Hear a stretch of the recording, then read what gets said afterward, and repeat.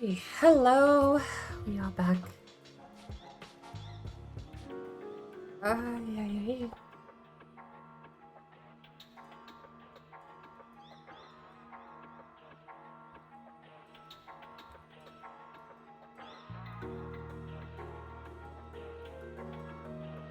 We're gonna play one more game.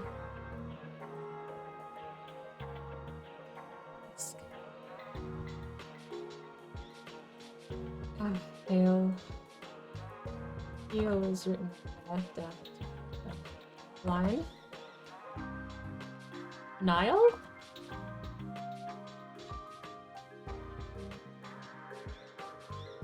Line, lane.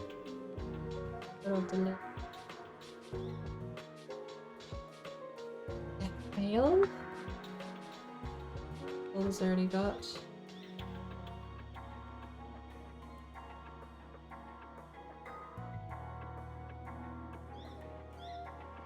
Lane? L-A-N-E. Inhale. There you go. That was the missing. Lie?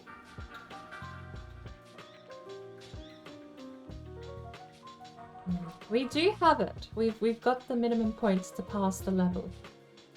Mate, you know what? Should we carry this out? I do apologize if you have missed. I am over at ToneDust playing words on stream, although I think he is actually eating. He might be back anyway. But I'm gonna play out the rest of this match. Until we lose, I'm gonna be over there playing words on stream. When I get back, we will switch over to Elder Scrolls. I'm gonna quickly do my crafting writs, maybe a dungeon, and then we'll log back off. Just the dailies. Have we got HALE? We do lean, lane, line, alien, hail, inhale.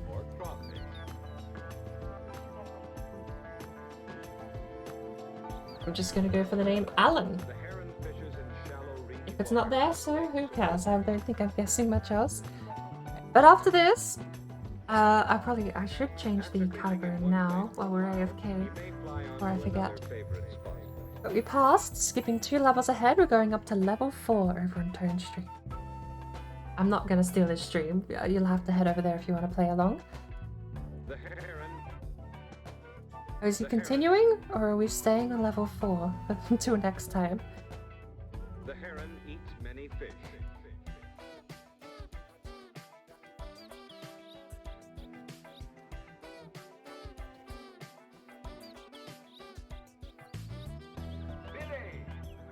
We'll probably get the client speeded up. We're going for another one! Alright, let's go. I can almost taste what the big word is.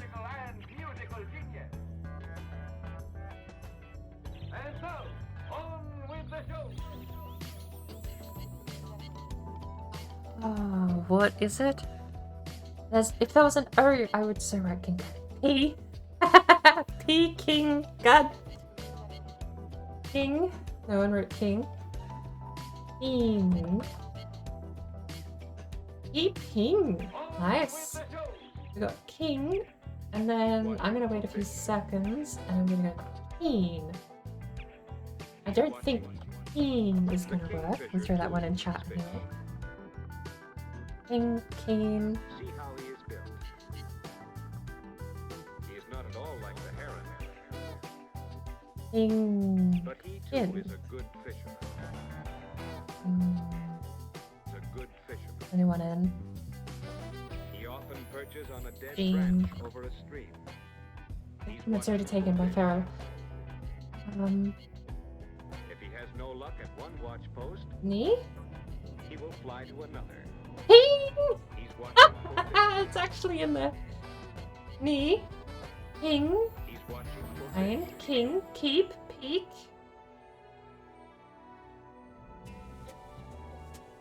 I so want to write Gek. It's making my brain hurt not being able to write Gek. Keep. We wrote keep. We've got 100 out of 91. We have actually managed to get ahead. I do apologize. We're over at ToneDust channel at the moment, just playing a little bit of words on stream. I'm taking a quick break. I will be switching over to Elder Scrolls in a little while. King. Wow, wow, wow. I like how the birds dancing over top of the letters. That's neat.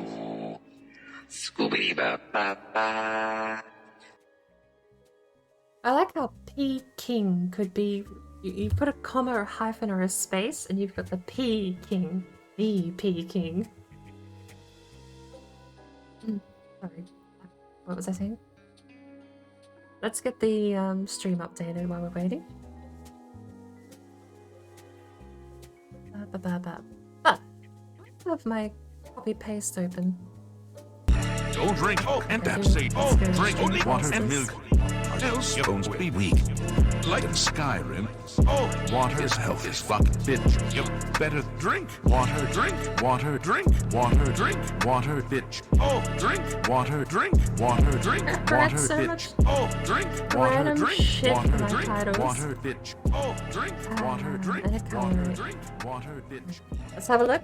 We've got Duke. Cute. Honestly, I'm gonna start throwing words out into the chat for other people to use over on ToneDust stream because I want points to be put through. I don't want to sneak them all for myself anymore. Pune. Huck. Huck. Ketchup, nice, by Farrell. We're actually pretty close to the goal as it is.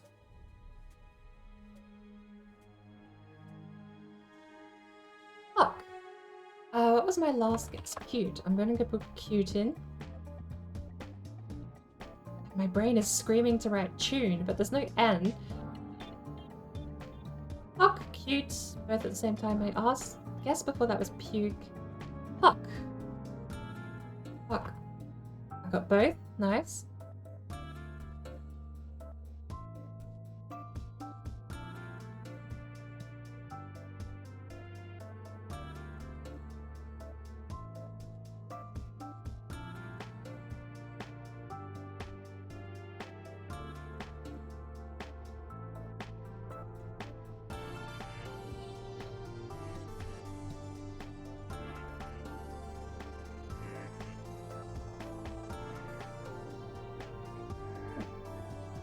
We made it at least! Oh, this is going on longer than I thought. Thank you for the hydrate and the colour. We could on break for a little while, actually. I'm kind of just riding down my adrenaline from the race still, so I do apologise if this isn't great viewing. Colorate? Could add a colorate too? What would it say? I could add a colorate command that just adds 4 raisins. We could, just count how many raisins I've eaten.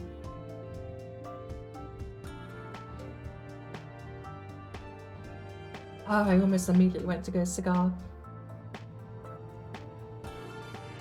Hater? Nope. Lacerate? Liaise? No E. Ballad? No D. Classic? Good pick by Royals there. Chassis? No H. Silicone? Missing a couple of letters. Silo? Missing an O. Plastic is the largest word we can get. Oh, hang on. Class. Both. Everyone got class. Arse. I don't have any other thing. I don't have anything else to write. Ass. Lass. Blicky beat me to lass. Sass.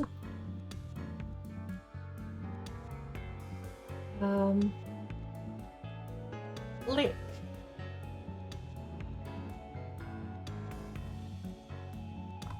Alk. Royals lick ass. Not in tones. Where's the letter? The letters? What letters? Oh, my stream lagged over there.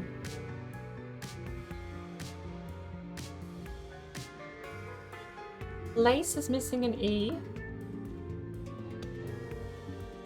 We got class. We do have class.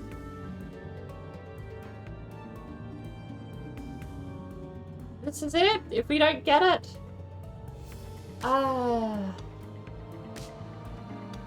Sail! We just have sail. No, we're 4 points away on level 6. But that's gonna be it. That's the end. Okay. We lost. Sadly, I gotta get back to actually doing something.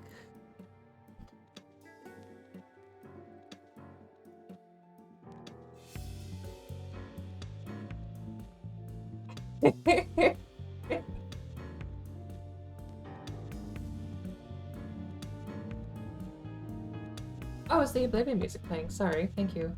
I didn't. I will admit, Tone's music, words on stream, already competing with the Be Right Back soundtrack for me. I hadn't noticed there was a third underlying song there.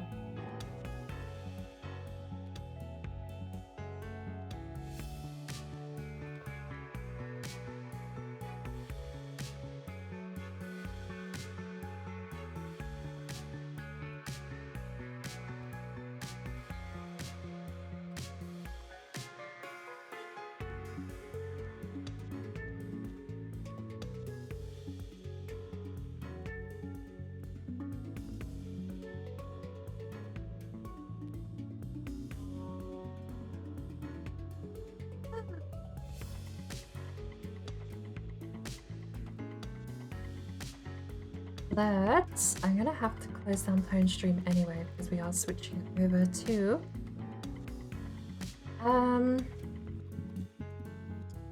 something. ESO. We are switching over to Elder Scrolls Online.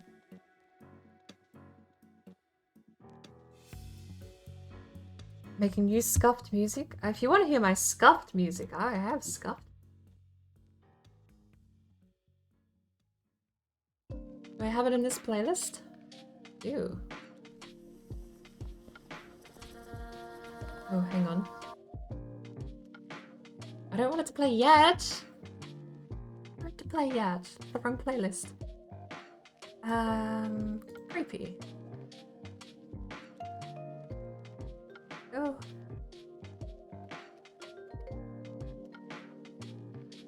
I think up to an hour. Hey, Riles. Okay. I will be heading off. Okay, I do have to go. Close down Tone stream. Let's go back to the game. You know what? We do have one thing left to do. Up to an hour, Sparkle. The crafting dailies will take a little bit. I also do actually have to go find a couple of recipes for my provisioning.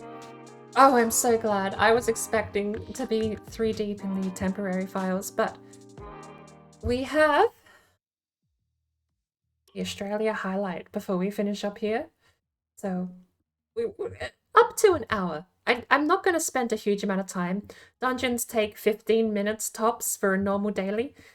And on top of that, the crafting writs can be done basically immediately. The longest part of a crafting daily is getting to and from the post box, basically. So, 40 minutes plus whatever we spent here watching the highlight. Let's actually find out, though, how we did. Did the game capture anything worth watching? Here we go. On the grid, you can see me back there, actually awkwardly in 6th place. 7th and 8th behind me was Dirth and Joel, I believe. The 2 leaders of the race sitting at the back of the pack in qualifying. In front of me is Badger in the white car. Exified directly By the in way, front of me. do you happen to know what the fine is here in Pretty. Cyrodiil for Welcome Criminal in. scum. Just asking. But you've got me there, back of the pack. Green car directly behind me, in 6th place. Badger is in the white car. He never joined the season, so none of his liveries and textures have loaded. You just get a blank white car, which is fascinating. In front of the white car in 4th place was Exified, another AI. And in front of the Exified's AI was Burner Bear, my teammate in the other purple car. In 3rd place, another AI. Badger holding up 2nd. And I think it's Joshosaurus on the pole position in qualifying. So let's get started. Let's find out what the game thinks was a highlight this race. My track was actually pretty boring. I really did have a boring but really solid race, so we'll find out. Have a look. I immediately backed off and let everyone overtake me coming along the first straight. I did not want to fight. Several AI as well as a couple of people. Oh my lord, immediately. Whose wing was that? That is Durf's wing coming off into the back of Burner Bear AI. So turn 1, we already have a bit of damage. There's me cruising behind quite comfortably, just waiting out everything. Biding my time. Here we go into turn 4. Not actually sure about this track. Coming up behind the AI, and this is where I did start losing time. You can see Durf in front of me with his front wing still damaged in 6th place. Going for a move, actually, coming into the sharp corner. I rather rudely just cut off Badger's AI there. Coming onto the back straight of Australia GP. This isn't the replay, so we're going to jump back and forth, unfortunately, but it looks like we've got a lot of lap 1 coming up behind Exified's AI onto the main straight into lap 2. Durf in front of Exified chasing down Burner Bear. And then we drop to an absolutely lonely moment, which is basically what sums up the rest of this race. We have some people behind me. Oh, we have Joshosaurus spinning out and crashing.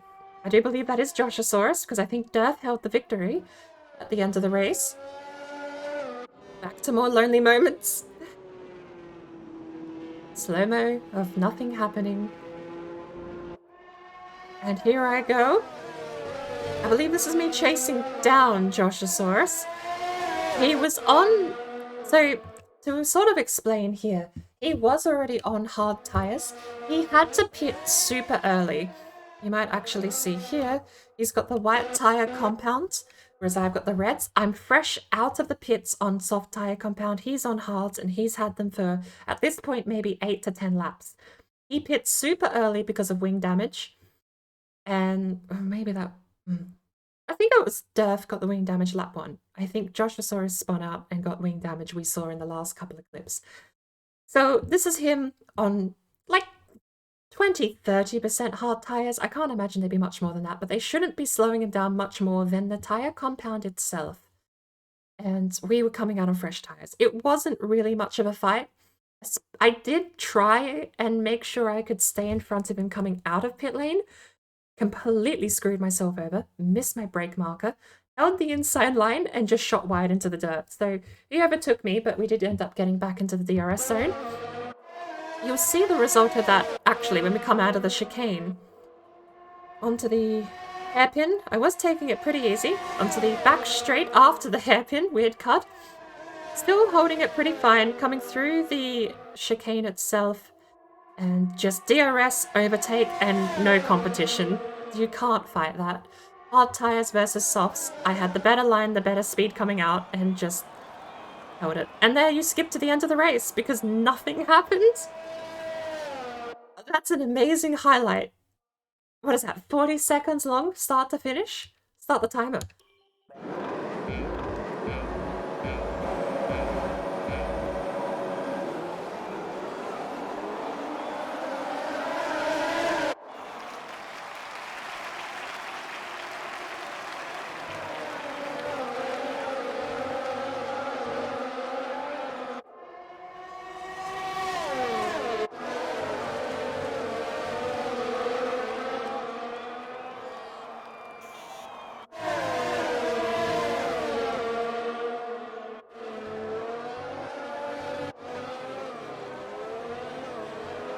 We've counted up 30 seconds on the timer. Okay, so that's about a minute long, this highlight. That's hilarious, though. A minute long, and it just goes from, like, the first 2 laps, lap 3, and then you have lap 5, 6, and then when I get back out on softs, and then that's it, end of race. Nothing else happened. And to be fair, yeah, nothing else happened. This race was very uneventful for me. It was just a really good, solid, clean 3rd place finish. It was a really good points race, but nothing eventful happened. We spun out once. To be fair, actually. I forgot we spun out because it doesn't show it in the replay. I don't know in hindsight how well the color theory works on this car, but I do just love the rum and raisin fruit chocolatey vibes I get from this car. I don't know, it reminds me of candy for some reason. Dark chocolate rum flavor. Oh, I don't know. Completely weird association I've got there with the dark gold and the purple. That was it. The highlight of my race was that maneuver and that overtake. And there's me at the end of the race celebrating. But it's amusing, like fascinatingly amusing seeing the highlight cut out. We did 28 laps, 29 for the finish, and I think it cut out 24 of those laps in total because so many of the clips are from the same lap. Raisin bran, yes. Oh, honestly, it does kind of. I definitely can't shake the rum vibe though. I do get a rum and raisin feel from this car. That's amusing though. Just the whole race cut out. Awkwardly, my spin out removed as well. I'm not sure exactly why, but I won't argue. Because we are uploading these, and I don't know if they are being edited into a promo video for Season 3, but maybe I'll put my hand up and actually do a promo video for Season 3. We surely have enough out of all of everyone's highlights in the Google Drive folder by now that I could get a promo video for Season 3. There's got to be a couple of battles that'll work well, and there's got to be a couple of crashes that'll look great on camera.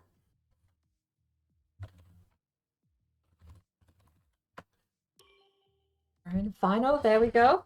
Stinky poop over in America. Did we watch the American highlight? No, we definitely did, because we've all reviewed the crash.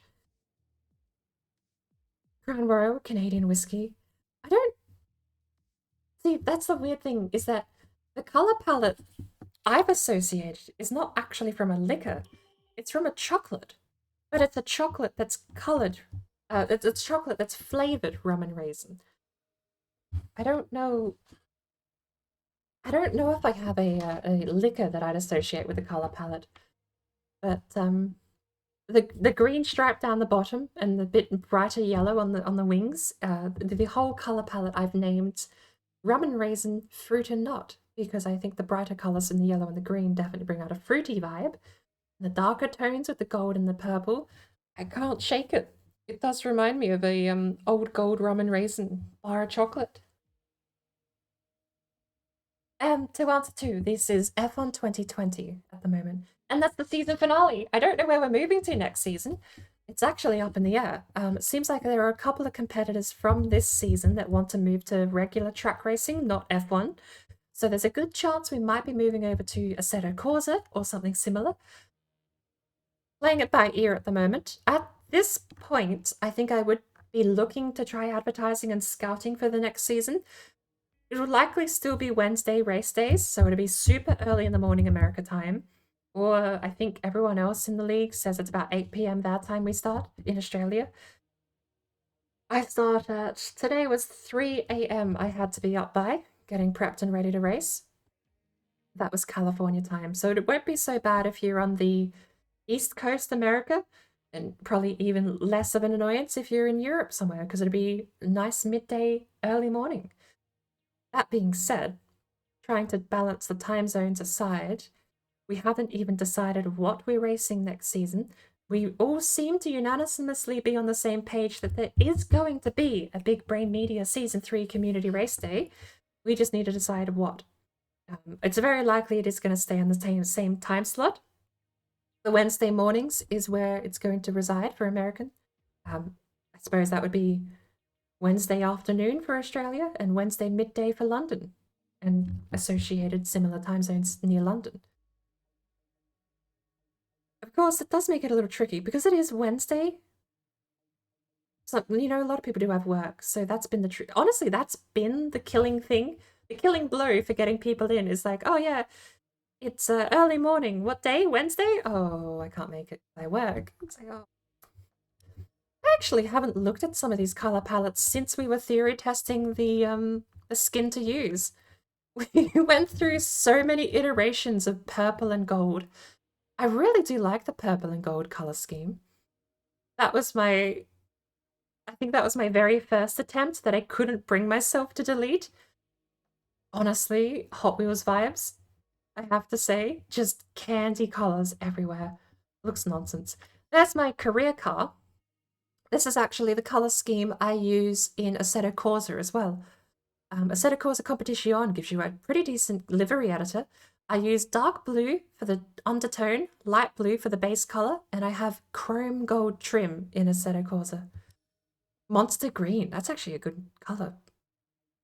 It really kind of is that monster green, isn't it? But we played with like a cherry pink undertone as well. Didn't really pop. I think maybe if we darkened the purple here, we could have got away with it. But I can't, to this day, I can't bring myself to delete Hot Wheels car here. It's just too gaudy. I love it, but I hate it. Can't bring myself to get rid of it. I should actually try and stream Assetto Corsa Competition because while it has run like absolute garbage since they keep updating it, I might just try a fresh reinstall. Because I had the game was installed before they put in all the performance patches, and I think some of those performance settings have messed with my performance negatively, so I might do a fresh install and see if I can get it started from scratch. Reset all my settings, the whole lot. Because honestly, the performance of Assetto Corsa Competition used to be sublime. I'd run it on ultra, natural resolution, everything would be amazing. The settings would be like mid to high tier. It was a really good config I had going for that, and it ran well. Now I can't even run it with downscaling the resolution. The whole lot. FSR enabled to performance instead of quality. I should reinstall it, delete all my settings, start from scratch, and relog. See how it runs on a fresh install, because it can't be running that terribly because of poor optimization throughout patches, surely. I'm not going to blame the devs for making a bad game. I'm going to blame the game for just patching incorrectly. Because when you're messing with performance settings, there's a chance it can just mess. That's my theory. One of the more wild card entries, I think one of the reasons we didn't go with this second skin here in the lineup was because the livery itself was a limited release that wasn't going on sale very often. I don't remember what the livery's called. While I personally love the purple base color with the blue and the orange over the top, very simple 3-color palette. I think we actually put gold on the front wing, but very simple blend of colors and quite a nice theme in general. And then we had, we were finally scratching up to some sort of usable theme. A bit more of that blue from my career mode car coming through. Season 1, I actually raced in my career mode car. Well, sort of my career mode car, because it was this car, but messed up. There's a livery over here somewhere. There it is. I changed the colors of this livery to my career colors and just made it look like I was driving a rusted up, beat up version of my career car. That was when I raced Season 1. We had, I think the first iteration of the final design was here that used a bit more of my career colors, but I reverted back to going the green and gold. I do think the color palette works better than what the other choices we had.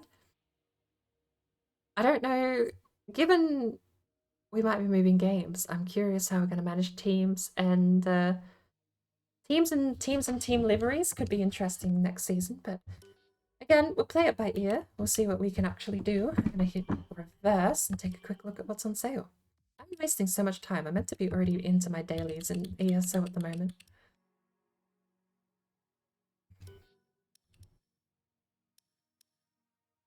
Would you like to spend $5 on a symbol? I think the animation's probably the only thing worthwhile.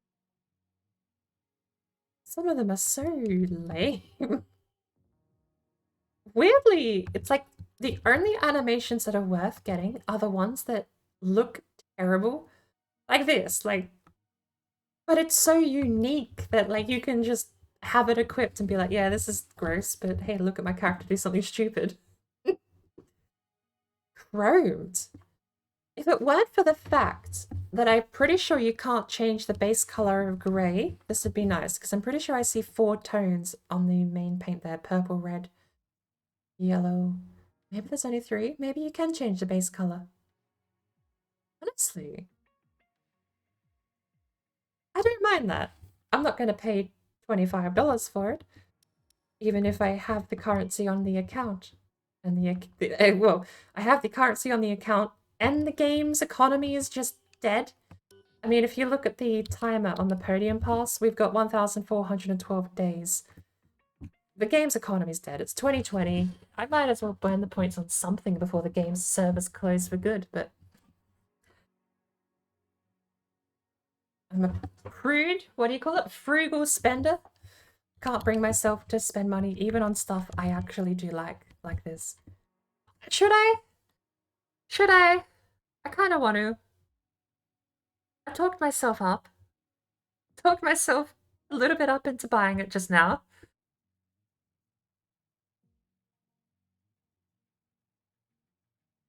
Let's have a look. We're gonna quickly go to customization, car liveries, and we're going to get rid of one of these. I feel like we can get rid of this one. Go to locked items. Change color. There is a 4-color setup, so you can change the base color here. We are going to go to 120, 160, or is that 180? And 100. That should be... It's not the base color I normally use.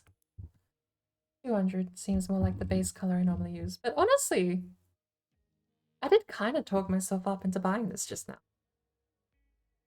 Don't ask me, I'm Dutch. Waste of money. I just, even though I know the economy in this game is dead and having 15,000 Bitcoin doesn't mean anything, I still can't bring myself to buy it. I do really like it. Look, I'm gonna do it. I'm gonna buy it. Why did I back out? Go. Go to item shop. Select. Buy. Yes. Because this is basically all I can do. Purchase failed?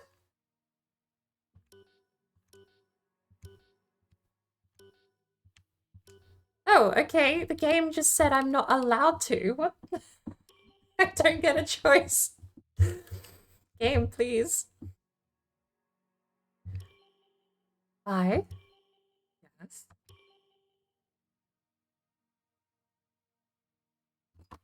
Alright, fuck it. Game said no. Computer said no. There you go. Decision made for me. Alright. That was anticlimactic. Talk myself up and don't even get to buy it at the end of the day.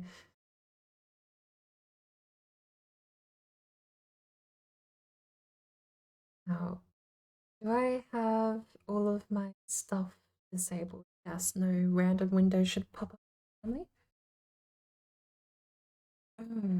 Why is Steam running first time setup for a game that doesn't need first time setup?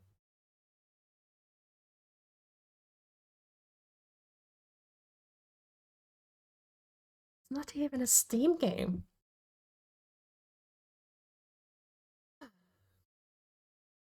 We'll do our dailies. We're going to speed through them. I might start with a dungeon and, oh, no, you know what we're going to do? We're going to prep the daily crafting writs. Once we've prepped the daily crafting writs ready to hand them in, I'll go start a dungeon, eat an XP scroll. Once we finish the dungeon, we immediately hand in the crafting writs and log out, and we should get another half hour of XP scroll after that.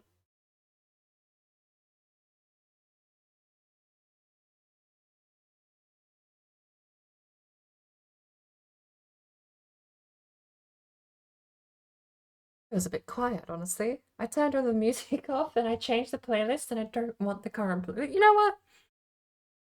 It's like 5 minutes, 6 minutes. We'll use the current playlist and then we'll switch out. you going crazy, by the way?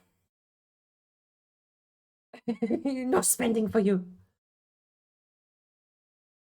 It's you know how much I hate the referential humor like that, where you're like, oh, funny thing from a show, and then you realize no one you know is likely to understand what you're talking about. Maybe a few select people. It's so weird to me that being online. Sparkle, you know Seinfeld? You've heard of Seinfeld. It is a show that exists, right? Not that old, am I? But just to finish my thought, it's so weird to have that referential humor, to remember that show or that episode or that funny line, and it all comes crashing down when you realize you're the only person in the room who even remembers that show existed.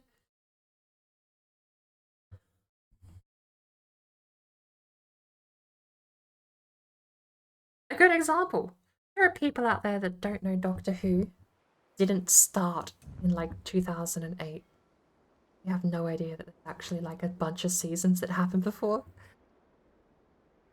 Many of which are in black and white, so understandably, I guess, but had a sinus infection at the end of your COVID, but it's moved to your ears. That sounds terrible. I've thankfully, touch wood, never had an ear infection, but I did get close. There was a really weird case of psoriasis where I had just skin falling out of my ear and I had to get antiseptic to make sure it didn't infect. And I do not know to this day what caused my psoriasis. I have stuff for it now, but considering psoriasis, this is the thing that fascinates me. Psoriasis does not run in the family. I don't know if it can. To be fair, maybe I should have thought that through. But it doesn't run in the family, whether that's possible or not. But the weird thing is, my stepdad had psoriasis. So I'm just going to blame him. I caught it from him. I don't... It's a skin condition. It's not like you can catch it, I don't think. But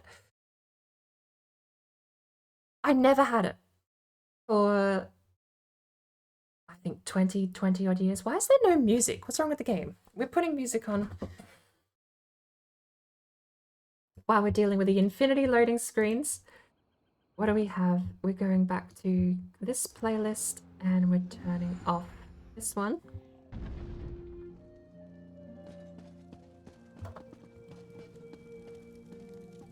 Sun isn't loading properly. Alright, let's go get the crafting writs done while the sun loads in.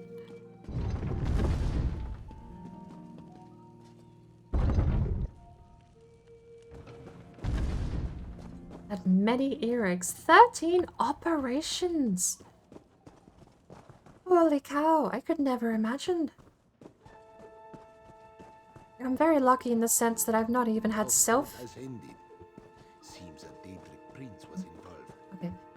I'm very lucky in the sense that I've not even had self-inflicted wounds. I've not had broken bones or anything like that either. I think the worst I ever had was a needed stitches once, because my sister pushed me off of a short pier and there were glass all on the thing. So when I went to grab the ledge of the pier, I just shredded my hands on all this broken glass. That was it. Honestly, I've had a I've had worse... You know what's actually weird? I've had worse injuries, self-inflicted, but never any that needed treatment. Tore a chunk of my knee up, falling off a motorbike when I was younger. But just sort of toughed it out, didn't really go anywhere because I think the definitely legal speed I was taking that corner at might have questions. Also, funnily enough, I'm missing... missing. Apparently, I was one of the few reasons. I was the reason that intersection got reworked.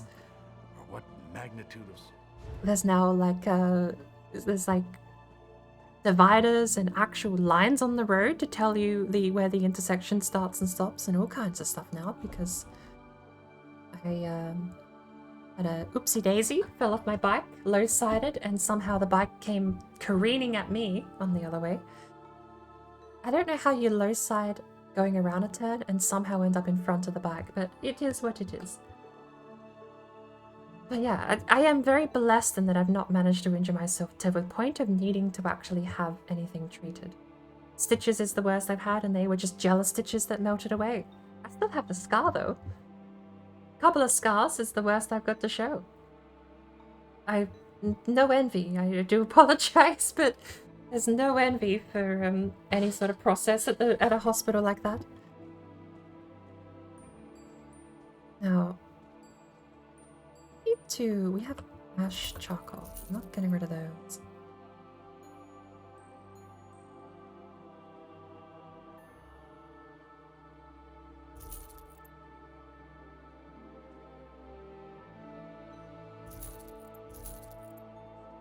Need to buy.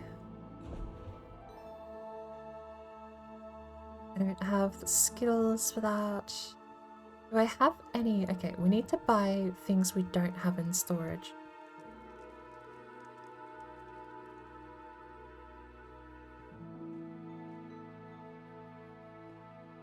We don't have a pode. Take this.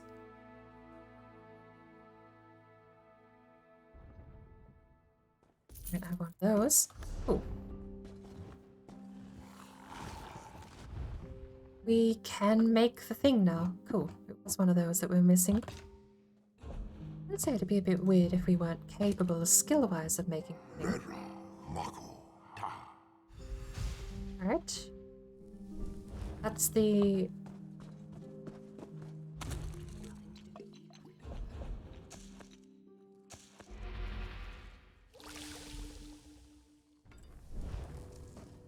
Two of the crafting writs down. We still have a leftover woodworking writ from the other day, and I don't think we're gonna get that finished because we need ash and we only have 10 ash required. Should we look it up?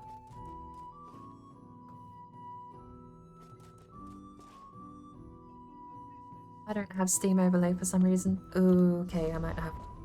We're not doing this for too long. It's fine.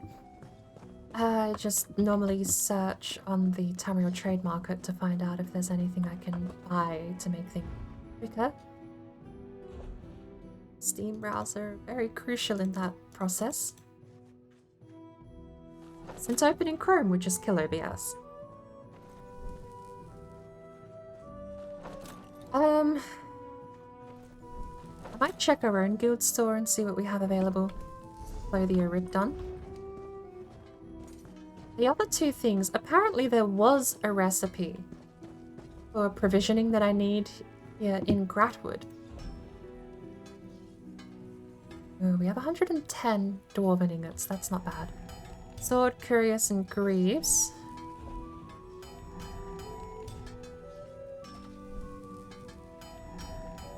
I should say, no envy for people that have had medical, like any sort of surgery, no envy. But I should say, definitely sympathy, because even the few tiny little stitches I had to get, I was young, but oh god, I don't want to ever go to a hospital for a medical reason. Like, necessity is, I think, what makes it so... Yeah. I don't like it. We need... Oh, look, my items. Stella BordBrain. Look, look at me go. Selling all these potions. I think at a reasonably marketable, quite competitive price if you're leveling. 20 potions each for 2 gold a potion. Not too shabby if I say so myself. Disposable juggling knives as a toy. They don't add to your account. They just get used and consumed. Disposable swallower's sword. I love this. I love seeing these actually. I'm gonna stop buying jewelry crafting writs because I have too many. Right.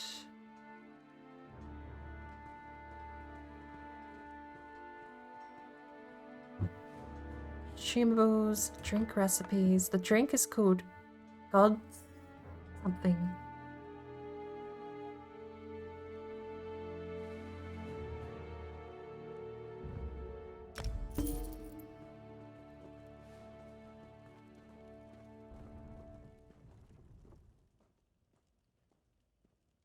Jadenhall Sherry for 100. We don't have to, actually. We don't have to do the event anymore, so we don't have to worry about spending 5. Don't drink and that's safe. Drink only water and milk. Else your bones will be weak. Leaders bone Like broth. Skyrim, water is health is Broth. fit. Love it. Better drink water, drink water, drink water, drink water, bitch. Master it. It's all gonna be jewelry crafting. Water, drink water, bitch. Drink So many water, people are drink selling jewelry water, crafting drink water, rits. bitch. Drink What I water, need is drink low water, tier drink sealed water, bitch. rits. Not these event ones.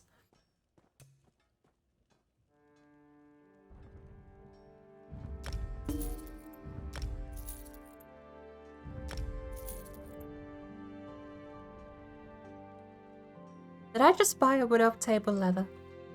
I'll put it in the bank. If I buy it and already have it, I'll put it in the bank. High elf tapestry? High elf carpet? I mean, I'm spending a bit of money here, but I think possibly justifiably earning a bit of money. But sadly, none of the recipes we need. 200 is getting a bit much, I think. Even if that's a good price, right? The only reason I burned this much money, we are up into like thousands now, the only reason I burned this much money is because no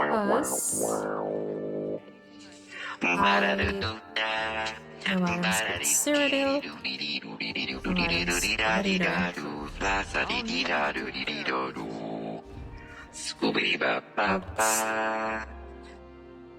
no items called gods.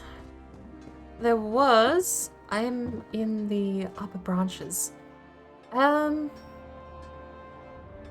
have we done in the crafting rits? We're not doing woodworker. Provisioner, we're hunting for the recipes.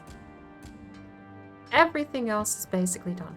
So we're gonna go down and see if I can't find the recipes. If we can't find the recipes, we'll turn in what we have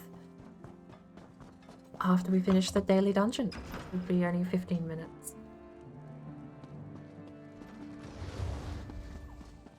There isn't, yeah.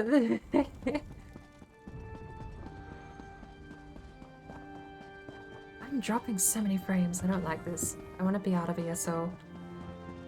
I shouldn't be dropping this many frames because I'm not running any other programs on the side except for Tamriel Trade Center. I mean, we are loading in the city, I suppose, but even so. Hello? You are rookies with cookies. You have business. That's the one I'm looking for. I think it's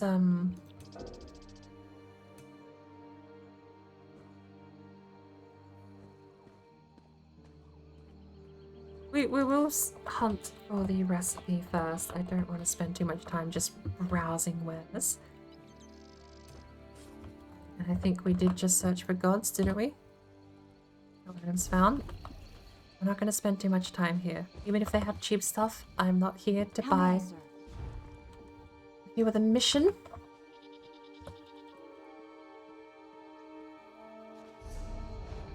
The guild I'm meant to be looking for, I think, is in this spot. It's meant to be Cassius Crusade or something is the guild name. Cyrodiil, drink recipe, gods. It seems to be a hot spot for guild merchants, though. I've seen a couple come and go. Sapok. Nightwatch Trading. Do you have anything? This one has what you need. I can't check, so I'm just gonna have to do it manually. And I'm not gonna check anywhere if they're not here. Cyrodiilic cornbread. That's exactly what we need, actually. It's nice that the game can autofill your searches.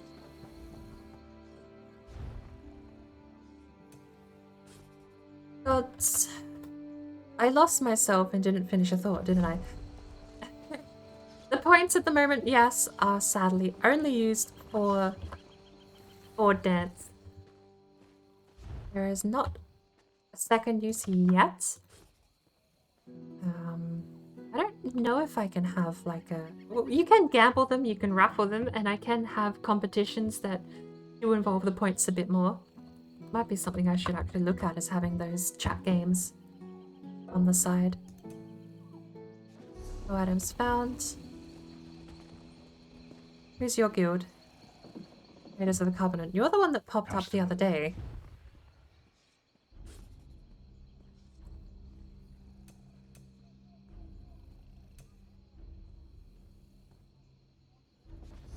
Well, we tried. So, everything we can hand in has already been made. We'll head over to the bins and then we'll queue up for the dungeon.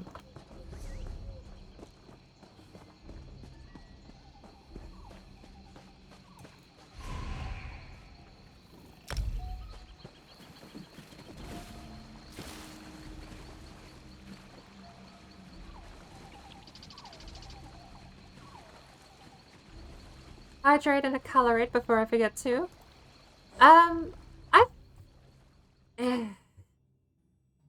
No. I might chill, honestly. I could chill offline, off stream in Raft.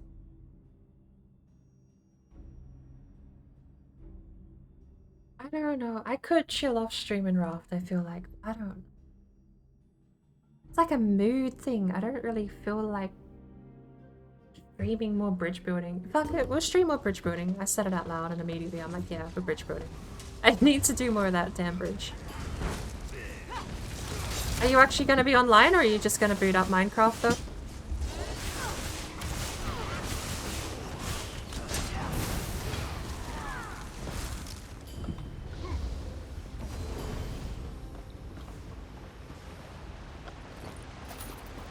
I seem to get this mission so much in my random dailies.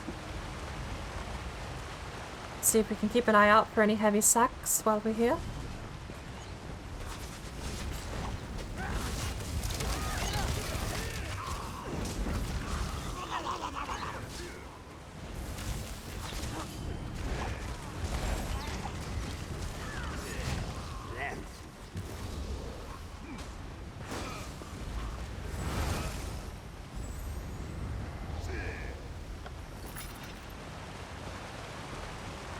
Heavy sack, right in front of us.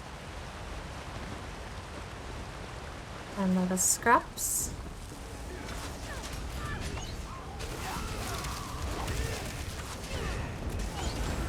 We're doing pretty low in magic here, so I might just cycle. I don't know why sometimes it just doesn't attack. I feel like I have to switch weapons to get the attack to land. Gonna do the iron farm? Oh, I think Minecraft is the go then. Oh, someone just has a fairy. Okay. I went to attack her like, oh, an enemy. Free loot.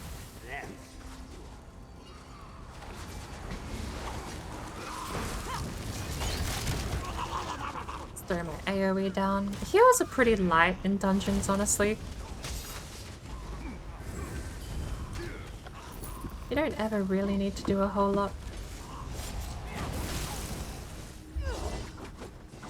That was so delayed. Game, please. I'm gonna take my seasonings though. Oh, you know what else I do have to cycle though? Dailies. It's not a daily, but I do have to cycle it on a timer. Is my daily sell and launder in the Thieves Guild.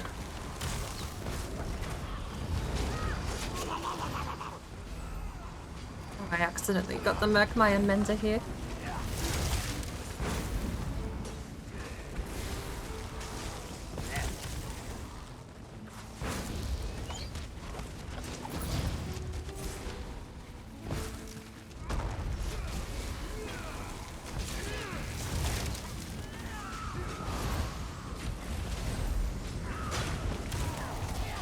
I don't actually know what my 3 does.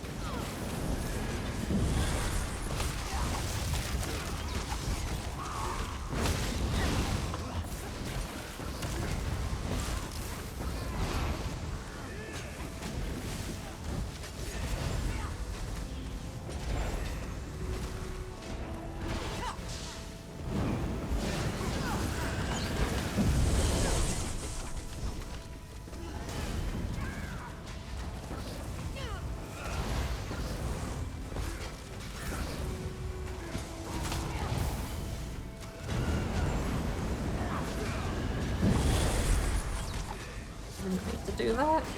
Bad aggro juggling from me, actually, I think. Well, aggro juggling's not the right term.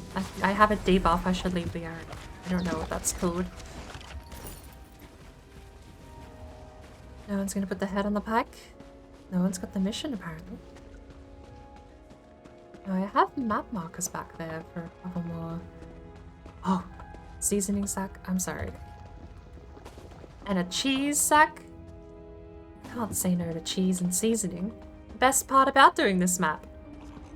Cheese and the seasoning everywhere.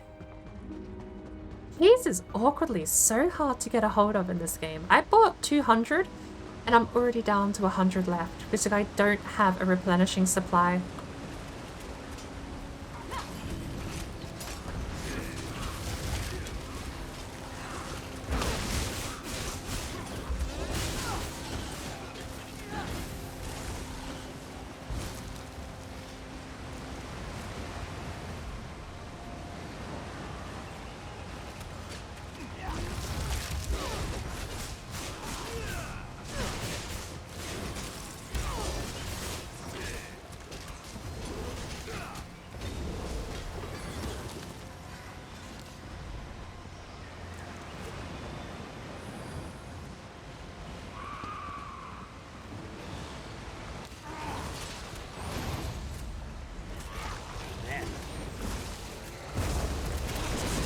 Everyone else has gone further down.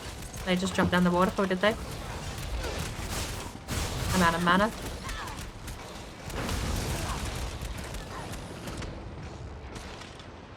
Give me my 4!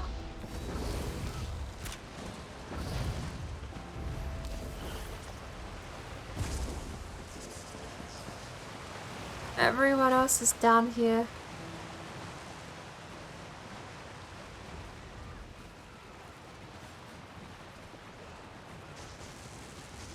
That's why I wasn't healing that guy with low health, because he's just run ahead to the final boss. I don't think I can make it.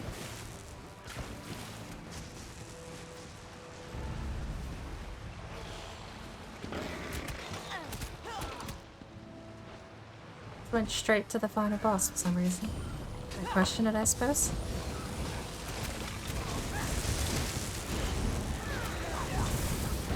I do remember Dark Raiden did say people can and do skip the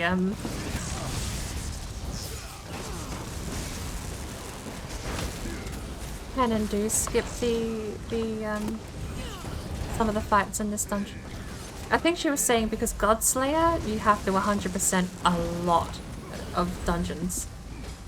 I don't remember the specifics, just the little bits and pieces, but apparently this one's terrible to get in Godslayer because you have people that just run down here. This is my first time seeing it though. I hope I'm not misremembering any of that conversation. And again, my staff isn't going off.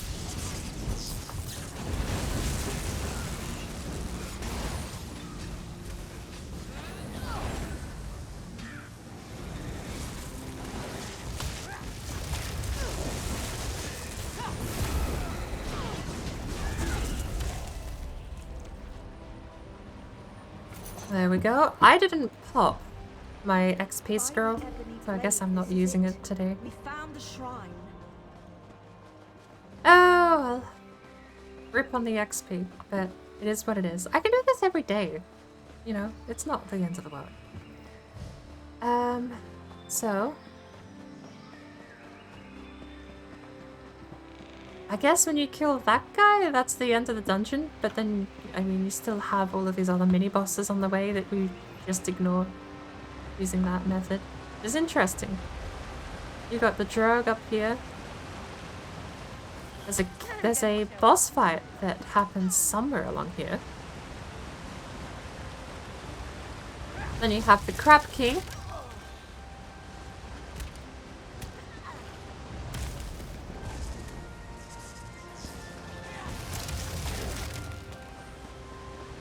I don't see any other chests or anything though.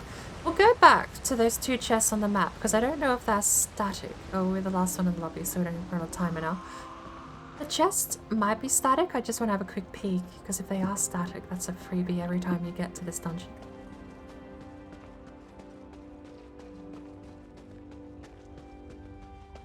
mention we can go get the other cheese sack that's further back here.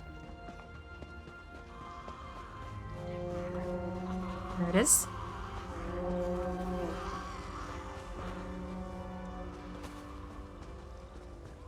Seasoning sack. Oh, and a heavy sack. Look at that.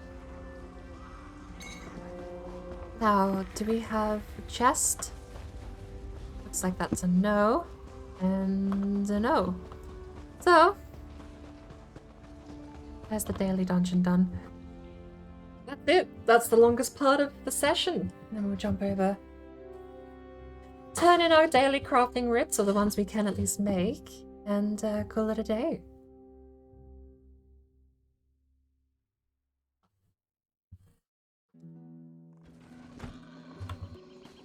Oh, I auto ran in the overworld all the way over to the crafting deposit boxes. That's lovely. So we have... I'm going to turn in the blacksmith crate first. Enchanter's crate. I don't know if turning in one first. Oh no, that was a Zenithal thing, wasn't it?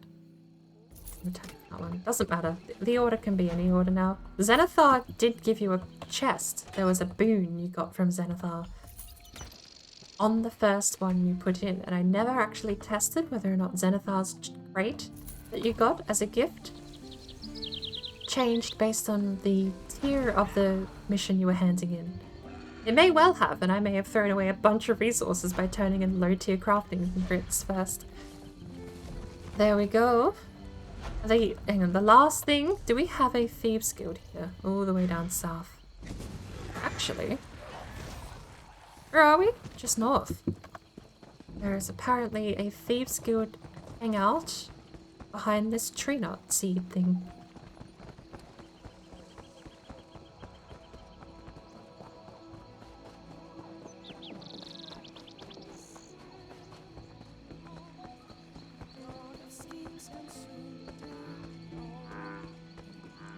Outside in. I actually like that name.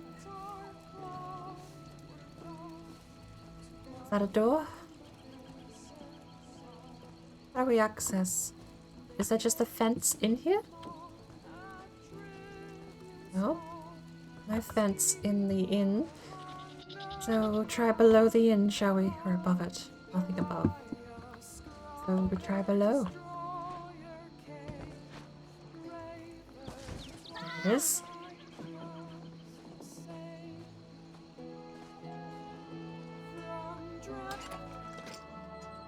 I like how it runs over to the door to open it and then still says it's out of range.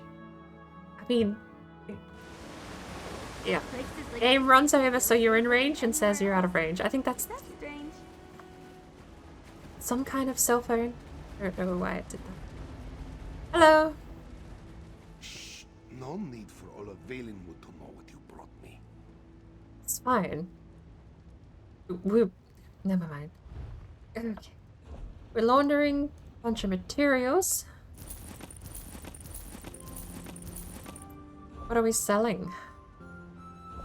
Miscellaneous? We'll launder the guts, actually. I think we can sell the rest.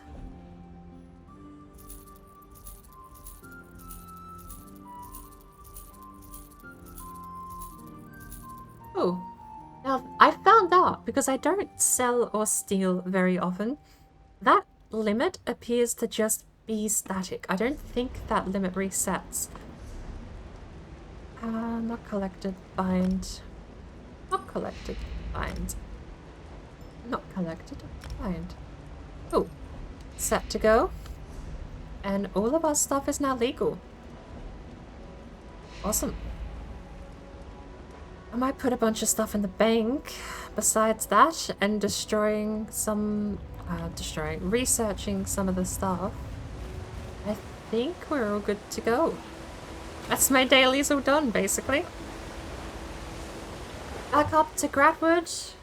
Back over to the city center. I might log out away from the city center because I've noticed the game is absolutely chugging along in OBS. Cities can be just as fickle as people, but just And I as think it's beautiful too. because I'm so close to the city center that so many people are spawning in. I am really throwing these S's out over the mic, aren't I? I apologize. We'll log out here. It's a bit further away. But all good. Everything in order. We handed in our daily crafting writs ready for tomorrow. We still cannot find the recipes we need. Bear in mind, I'm not exactly searching super hard. I've kind of gone to Gratwood's guilds for the few days in a row. I know there's a couple of those recipes over in Skyrim somewhere. I think West Skyrim, Solstheim. Is Solstheim West Skyrim? No. Solstheim would be north. The capital, isn't it? Windhelm is West Skyrim. Markarth as well. Talking about geometry for a game that I honestly played. I think I played Elder Scrolls Online more than I played Skyrim at this point. So, something I do have to do.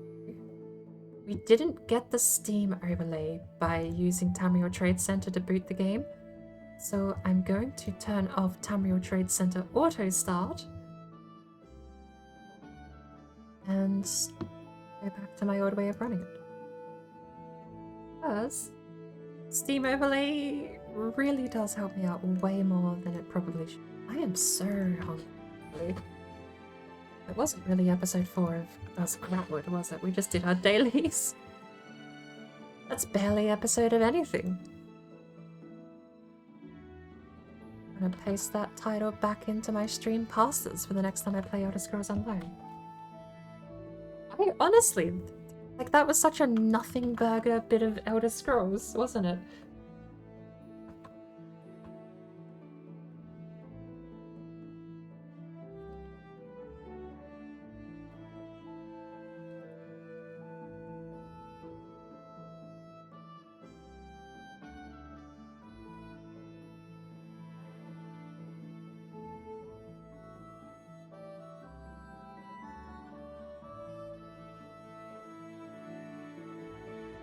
Zero effort title.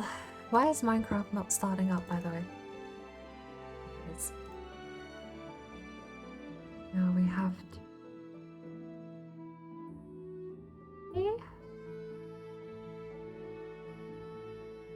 And good to go. I'm gonna jump in really quickly to Discord and take another short break. Where are we? Sparkle is not in yet. I'll be in private seating.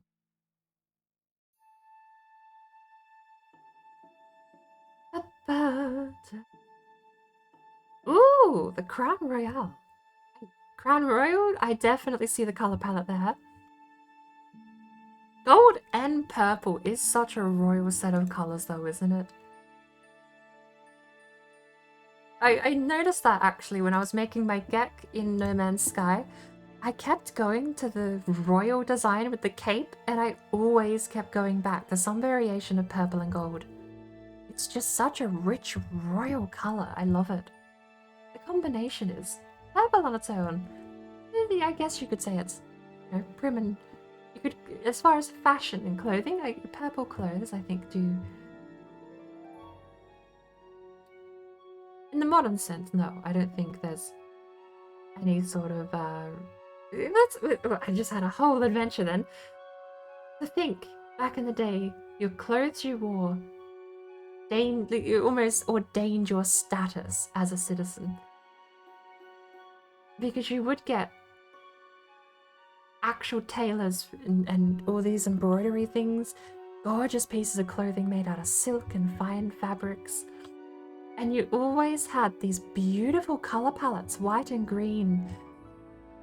You know, you do have like the respectable citizen variant, of course. You've got the brown and whites and all those other sort of more natural colors. But when you get into royalty finery and the color schemes they had, it was always such gorgeous color schemes and amazing pieces of fabric too. And yes, I'm being a nerd and 100% thinking through all of the fancy clothes from Oblivion, but I will fight anyone who says that the clothes in Oblivion don't look amazing.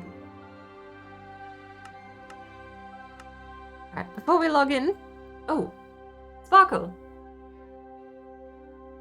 What's going on?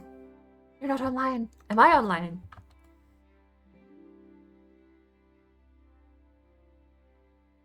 Perfect opportunity for me to go take a break, though. I am starving hungry. My whole 20-minute break, I could have gone and got food, but instead I sat there and tone stream, just letting the adrenaline come down and trying to wait out whatever it was I was doing. Oh, Lord knows. I don't know.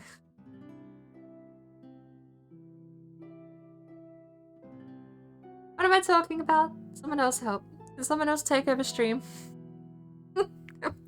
I'm having a moment.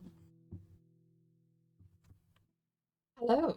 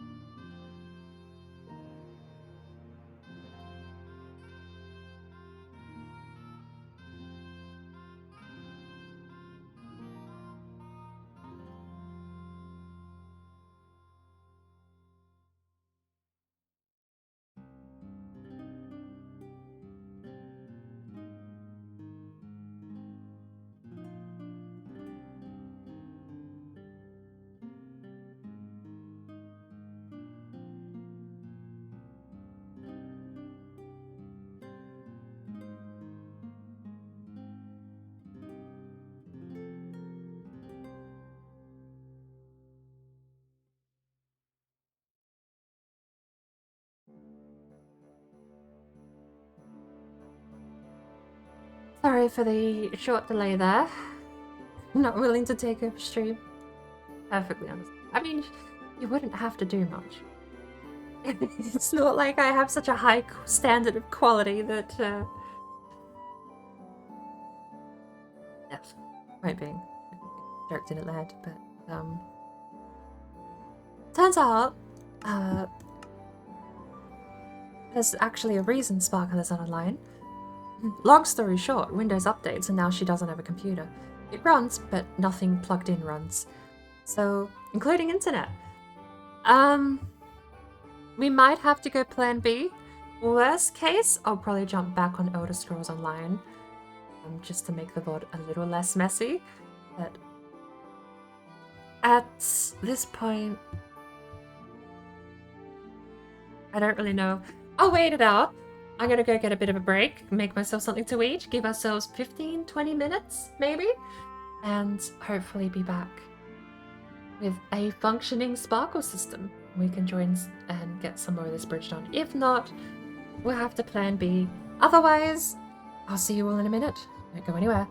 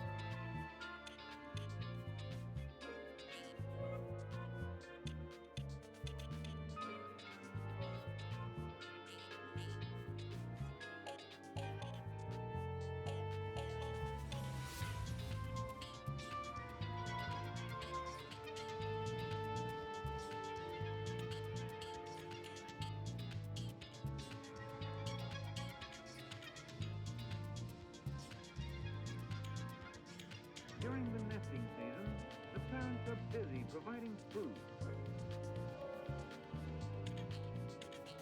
A brood usually consists of 3 or 4 young.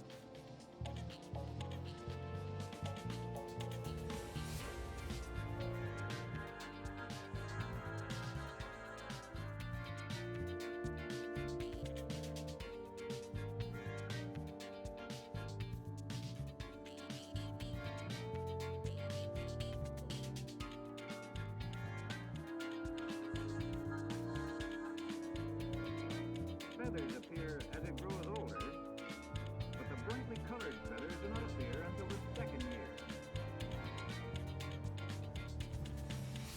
The parent birds often bring rabbits or squirrels to the nest.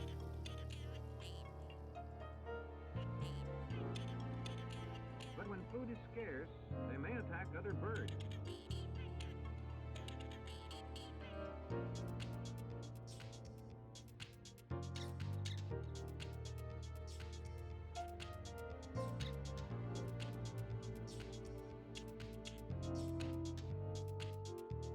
A case of hawk eat hawk.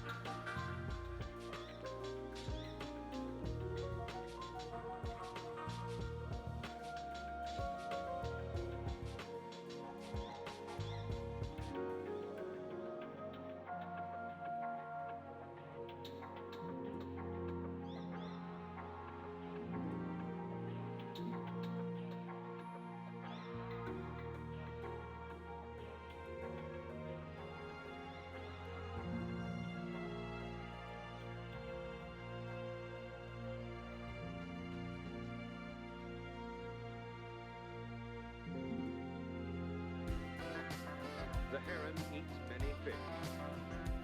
And sometimes frogs and snakes or crawfish.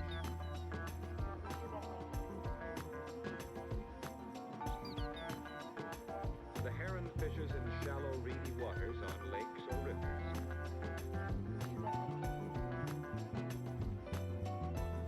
After fishing in one place for a while, he may fly on to another favorite spot.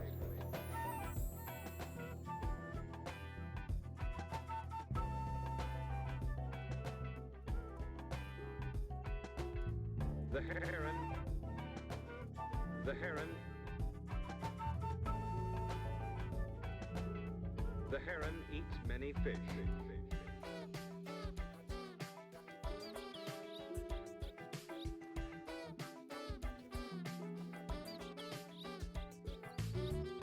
Billy, the amazing magpie from the plains of North America.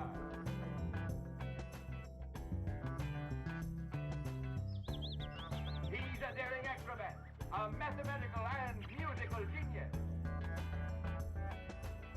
And so, on with the show.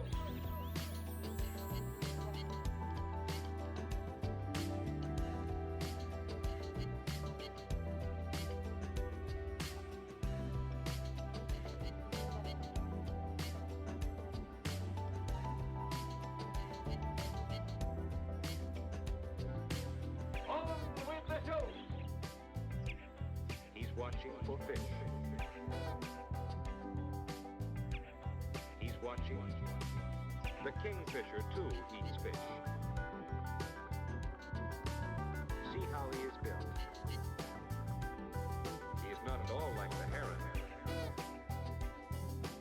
But he, too, is a good fisherman. He's a good fisherman.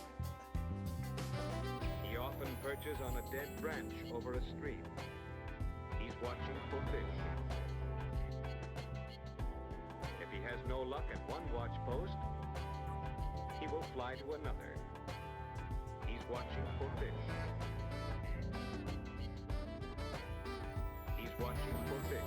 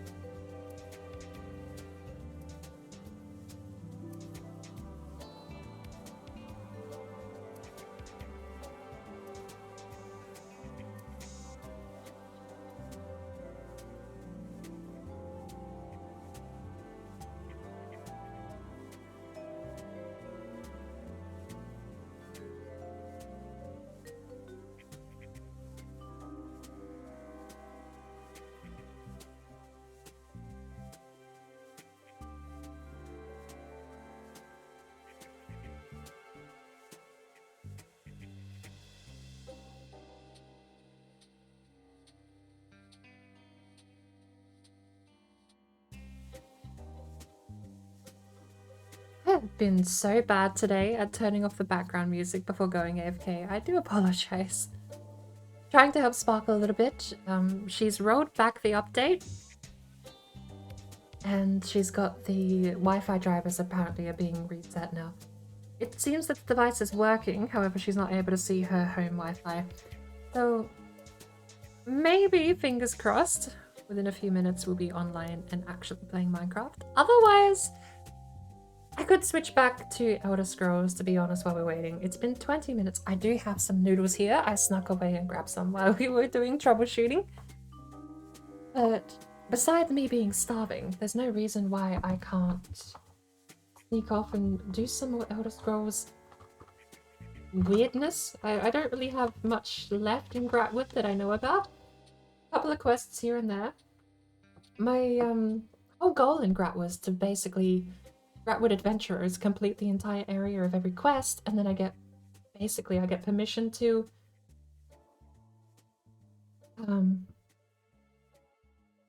sorry.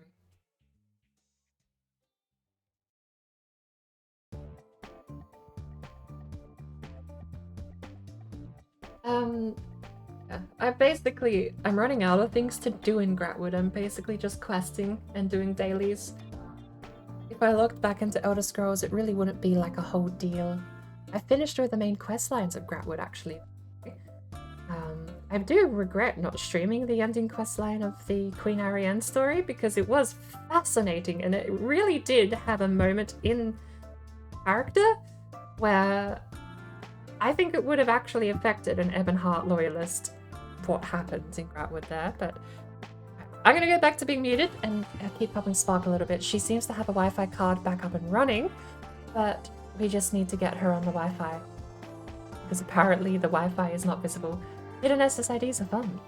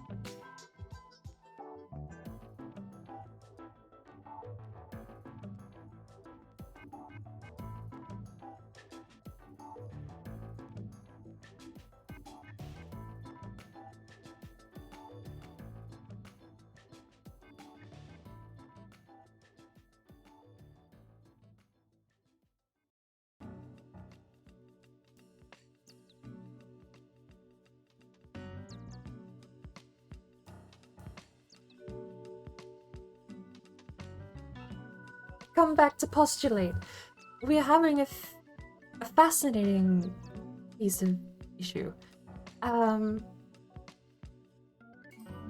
Sparkle said her USB dongle was Wi-Fi code AC or type AC. So I'm trying to remember actually if I'm backwards or the other way around. Because I know Wi-Fi codes, the enterprise standard that I'm familiar with is AGBN. AC, isn't that the ancient one?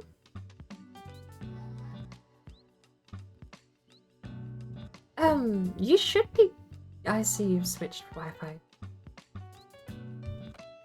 I really do feel like there's no way I've misremembered that. I know I'm dealing with like 5 to 8-year-old hardware in Enterprise at the moment.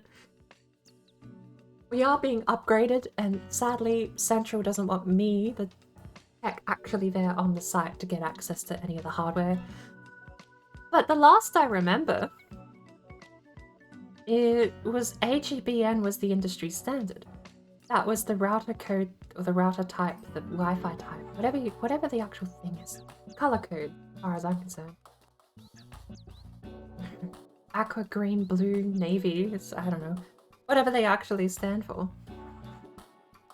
That's been the Wi-Fi type we've always had, because A was the, as far as I understood, that was what gave you access to the old Windows XP era machines, if they had Wi-Fi capabilities.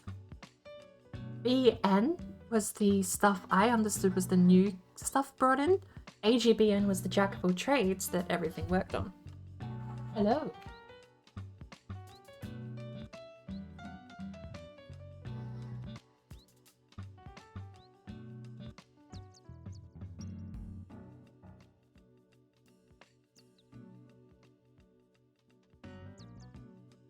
Does your router not have AGBN as a Wi-Fi type?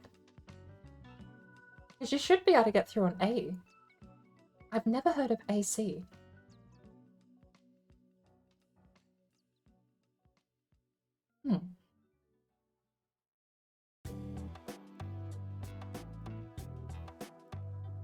But the router on AGBN should still cover it, because you've got the A in similar.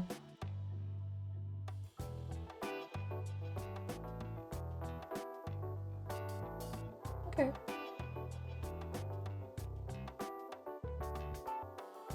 What?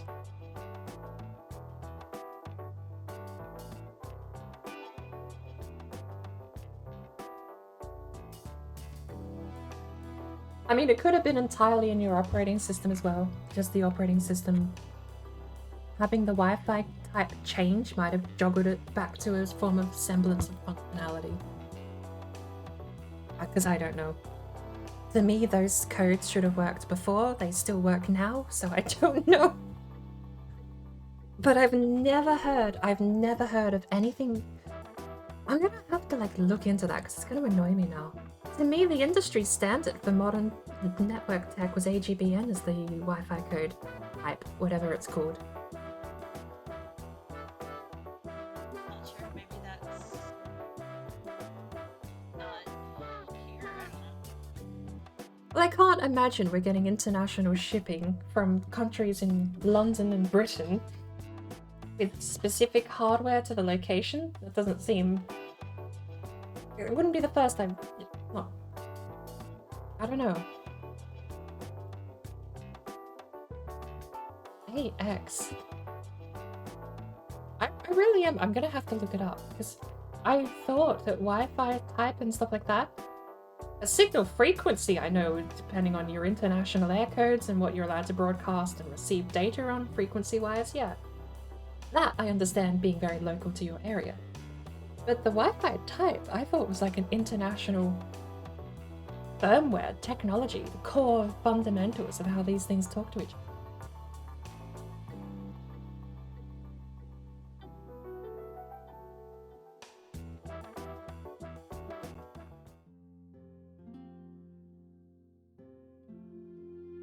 Right.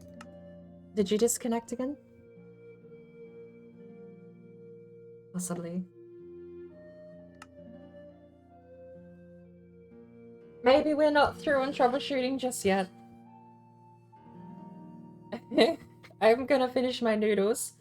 We're already like 32 minutes since this started, since we switched to Minecraft. We spent half an hour doing nothing.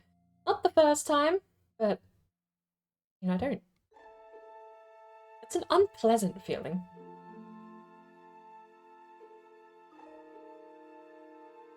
Y'all can hear me.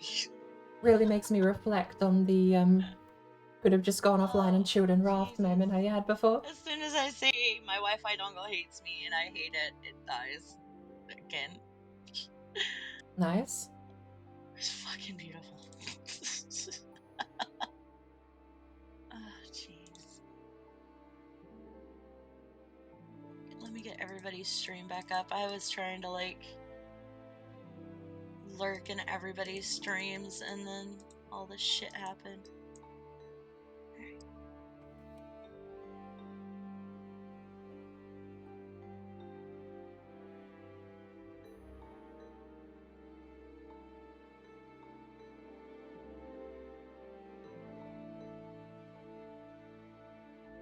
Oh, my cap on is not working.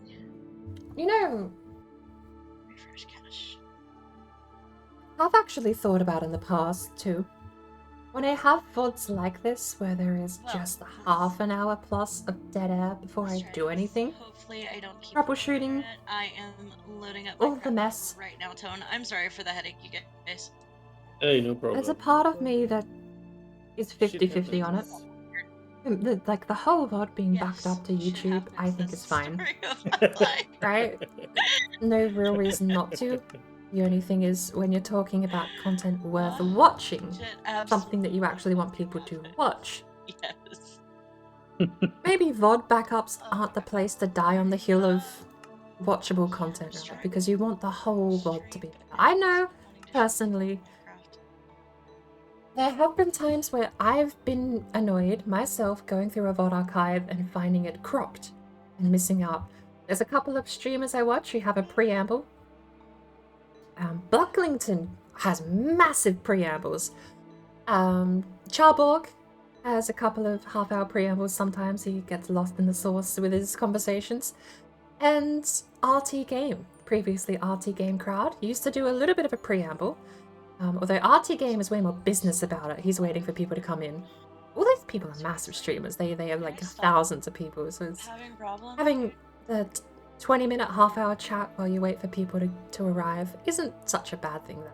I do it too, to be fair. I think it's a good practice, but all that aside, I've seen VODs where the person uploading the VOD cuts out the conversation at the start and just has the gameplay, and I know that has annoyed me.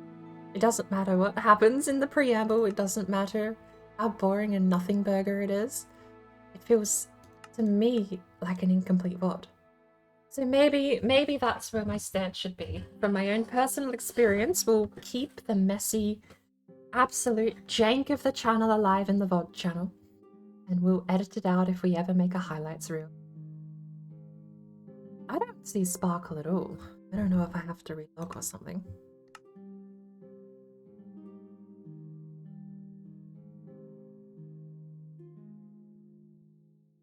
He's not in, apparently.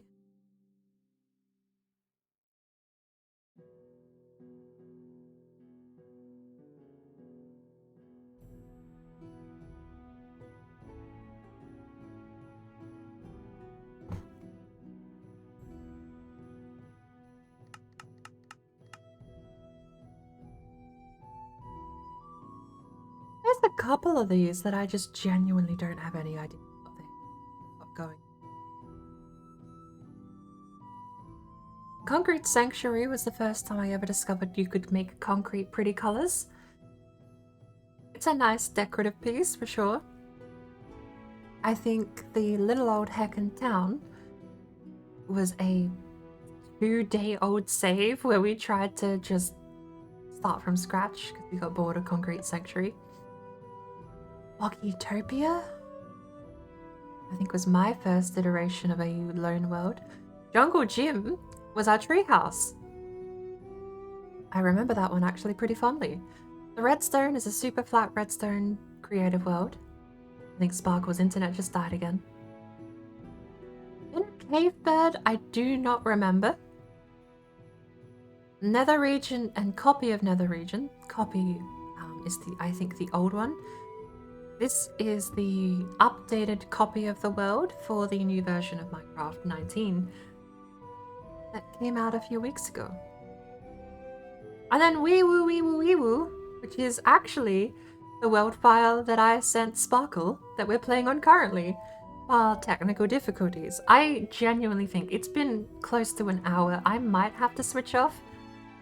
I'll call this a just chatting stream, I guess, because we've not, well, even then I've not really been chatting much, have I?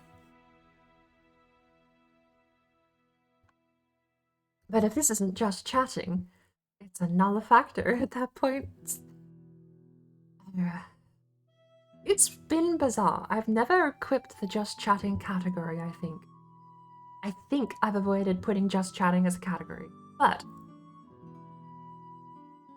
I've accidentally got 3 VODs that have been titled just chatting on YouTube because I spend hours doing nothing. Like this, where, if anything, actually, I've split them off from the gameplay because if you're there, it is a 50-50. You're there for the gameplay. I want that to be its own thing. If you're just there to see the VOD, I don't know. I split them up anyway. And I'm rambling. Give me a sec. Hello. Hello. It disconnected again, so I said the hell with it and I rebooted my computer, so hopefully it fucking works this time. Fingers crossed. Alright, let's see.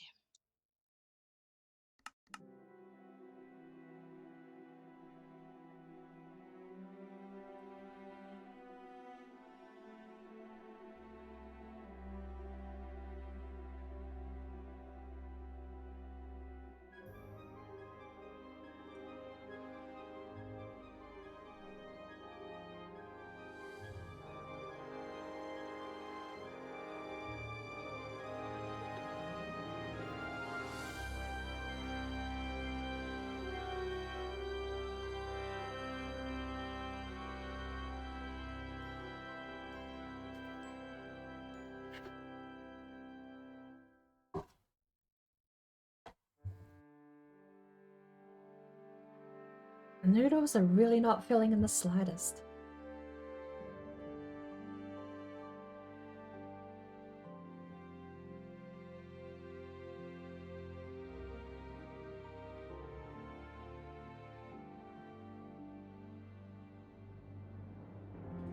I'm sorry, guys. Bear with me.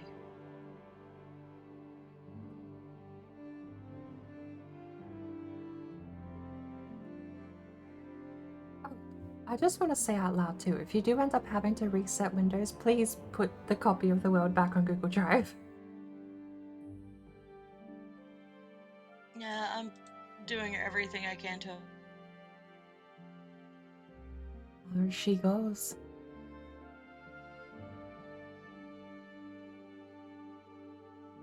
Honestly, maybe we should just monthly catalog the world.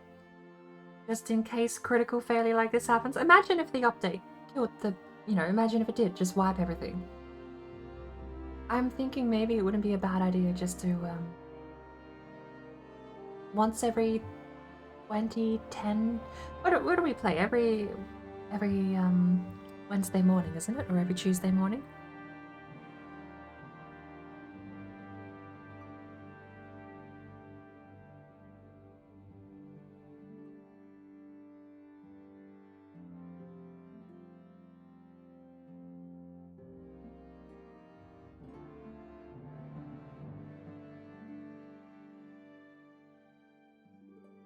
I don't know if I'm connected or not.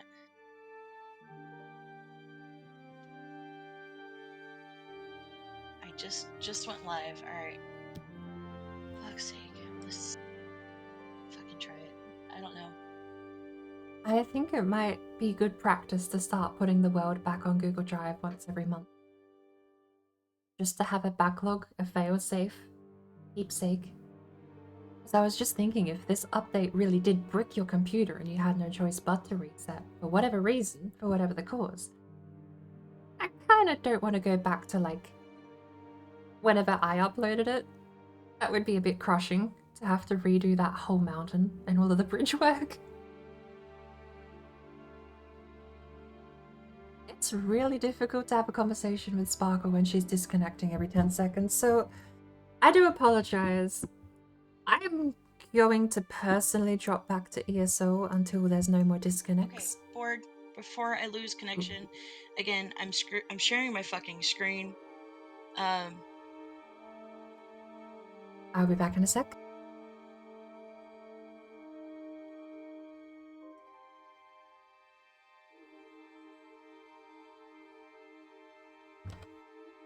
She barely even finished the sentence. She disconnected before I toggled my mutes.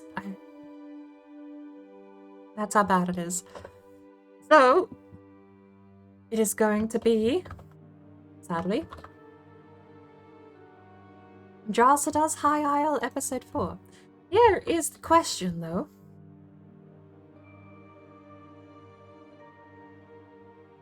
Do we keep the VOD as a ESO VOD with an hour of Minecraft, or...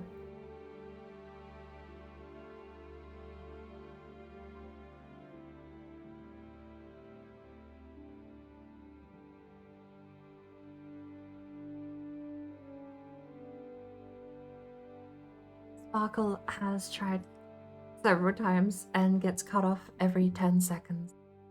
Driver dying. Something dying. Right. I am gonna cut back over. I will help Sparkle when I can, so there may be interlaced problems and delays and me not replying or being very awake while I try and juggle my mutes and help Sparkle with all.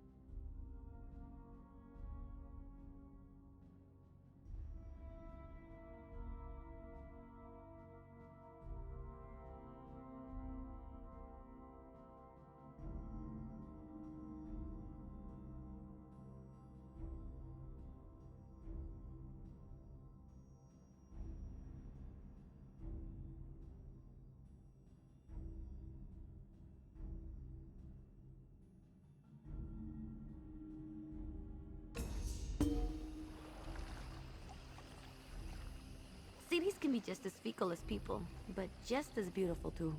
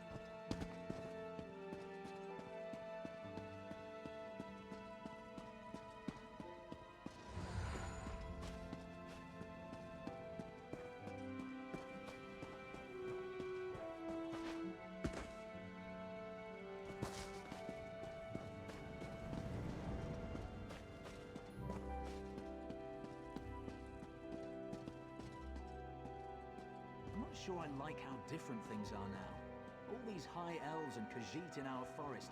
It's odd.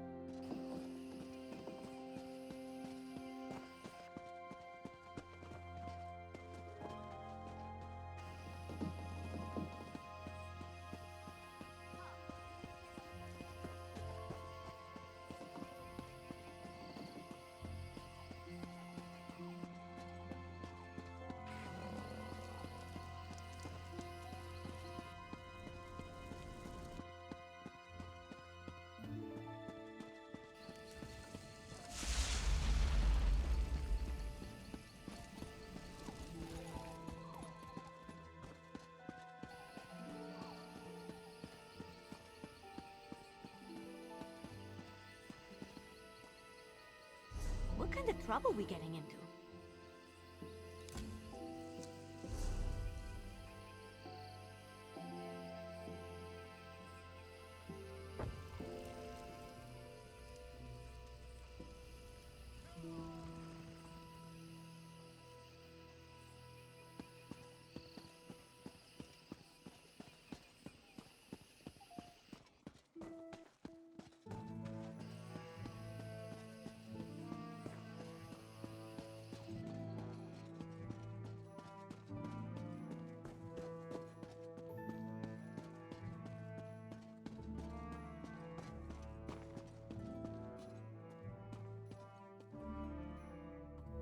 How many times am I gonna have to hit my mute button before OBS responds? I need to get out of this area because it's not loading properly.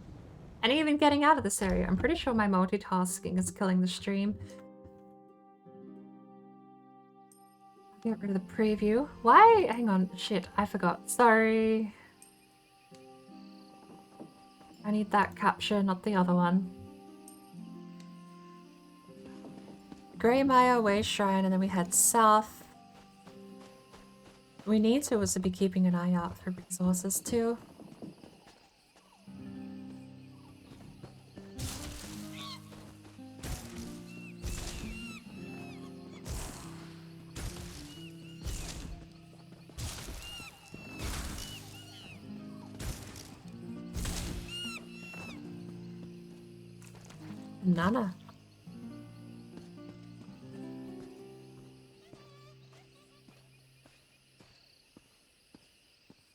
preview back up on the phone. Why did the preview disappear from the phone? Because I booted up my mobile data and to see how that was going. My mobile data should have reset the other day, so it should be at full, which I get 80 gigabytes of mobile data. So back we go to wherever this is.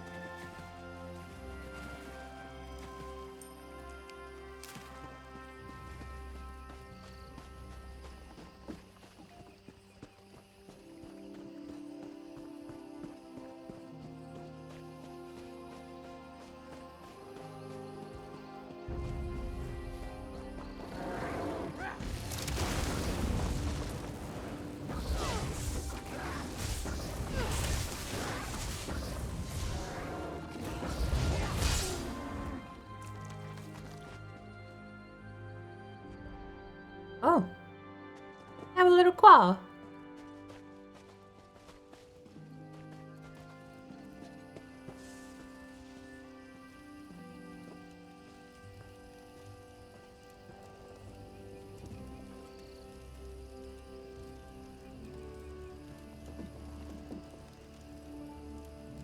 I don't think there's anything here, little guy.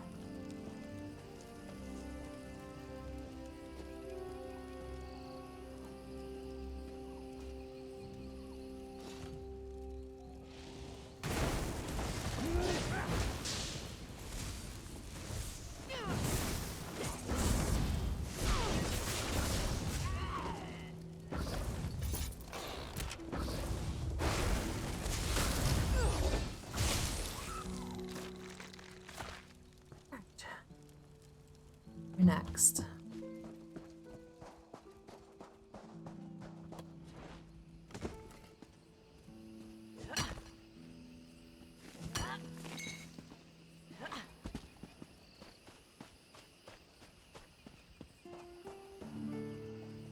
I honestly do have to admit the only thing stopping me from having ended stream in hindsight, knowing that we're going to be messing about and doing all this nonsense, is the fact that it was kind of sour to end on a bad mood.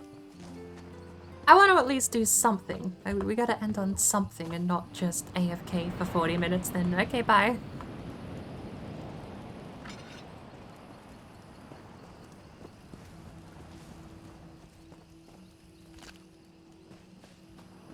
No, this is the place.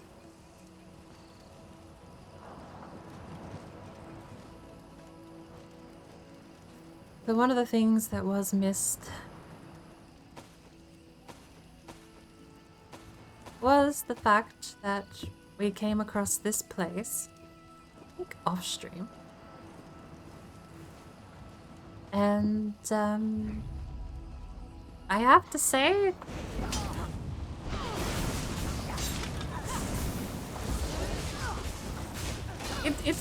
I should start from the top. This place is an Argonian colony in the Ardmeri Dominion. Of course, Queen Ariane and the Ardmeri, I would say pragmatists, seem to want to incorporate every race, region, and culture into the Ardmeri Dominion. Which would include this outcast band of Argonians. The story goes that they were enslaved by Dunmer. They've escaped to Vardenfell and come over here to Gratwood to seek freedom.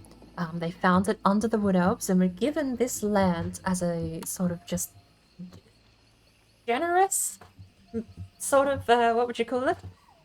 Very much just donated land. Now, The Aldmeri Dominion is in no way, I mean, they do touch on it a little bit, but you definitely see a lot more with the reinvigorment of the Thalmor Embassy and the Thalmor in general throughout Skyrim. They are high elf elitists. Simply because the Queen currently is a pragmatist does not mean the next ruler of the Aldmeri Dominion would not be a high elf elitist all the same. The only saving grace, being that it's a monarchy, seemingly is genuinely a monarchy, family run, so maybe you luck out and you don't get a high elf supremacist for a while. I don't know, again, Elder Scrolls seems to play a little bit loose with the history of how the races intermingled in the second and first era, but there wasn't a lot of camaraderie between the races. In fact, the Beast Folk were often considered lesser and were enslaved, hence in Varnfell. There may have been regions where that wasn't practiced, elsewhere of course being the land of the cats. And you have Morrowind and Blackmarsh being the land of the Argonians, where you know, there's different areas. It's a very large piece of land and it's a very large world. But it's not a secret that these races didn't get along. I mean, honestly, it's one of the biggest plot points of Skyrim. Nord is for the Nords. It's always been that way. We had a miracle era. The third era was a miracle era of peace that was completely thrown into darkness and despair, rather, not despair. It ended up being that, not at that point, at the end of the Oblivion Crisis, when, spoiler alert if you haven't played the game, when you defeat the Oblivion Crisis, as how I'll phrase it, so ends the Septim Bloodline, so ends the reign of Akatosh, so ends Akatosh's era of peace. Blessed upon Kinnereth all the way down to Tiber Septim, following through to every other... Kinnereth? Is it Kinnereth? What's her name? What's the person who spawned the Septim dynasty? Yeah, but that whole lineage, marred with a couple of bad eggs as it were, was a miracle rule and a miracle period of time in Tamriel lore. Because it was, honestly, the only point. From what I've read in the books, it's one of the few points where you actually have what I would call high fantasy, medieval fantasy. Because everything I've read from Oblivion and prior definitely portrays the rest of the second era and previous as every man for himself.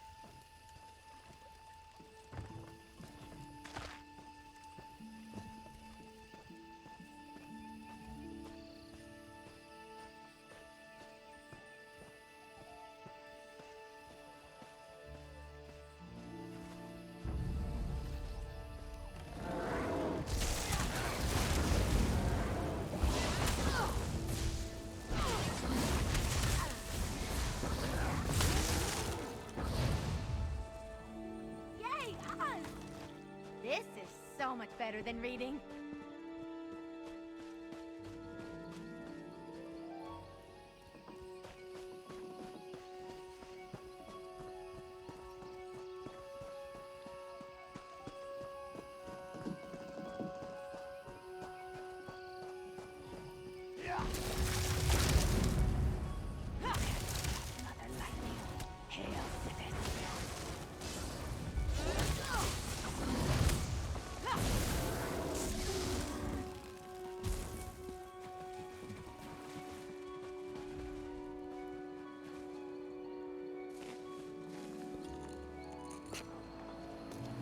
I love harvesting runestones.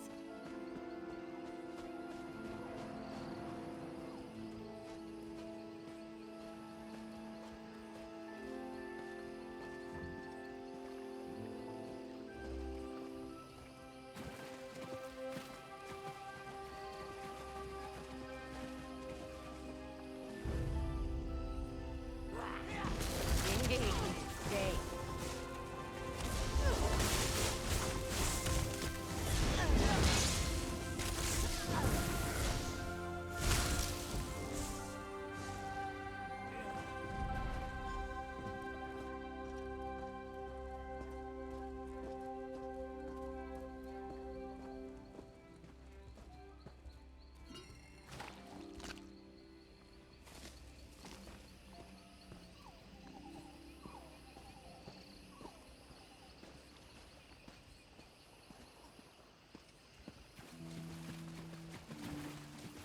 The world is being updated, and Sparkle is likely going to be resetting the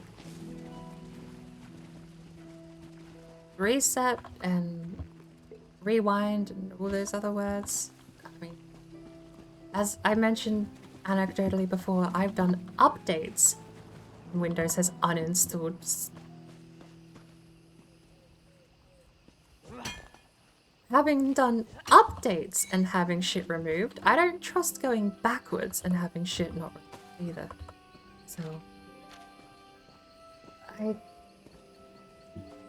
I'll still try and help where I can, getting the computer back and running if it, I mean, as much as I can extend my knowledge.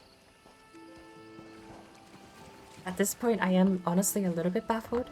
It's one of those situations where I don't really have an answer. We're getting into that part of Windows troubleshooting where it really does come down to you have to have done this before to know what you're doing. Because we're very much into the part of Windows where it just broke something that doesn't make sense. There seems to be no immediate fix, and the ones that are meant to fix...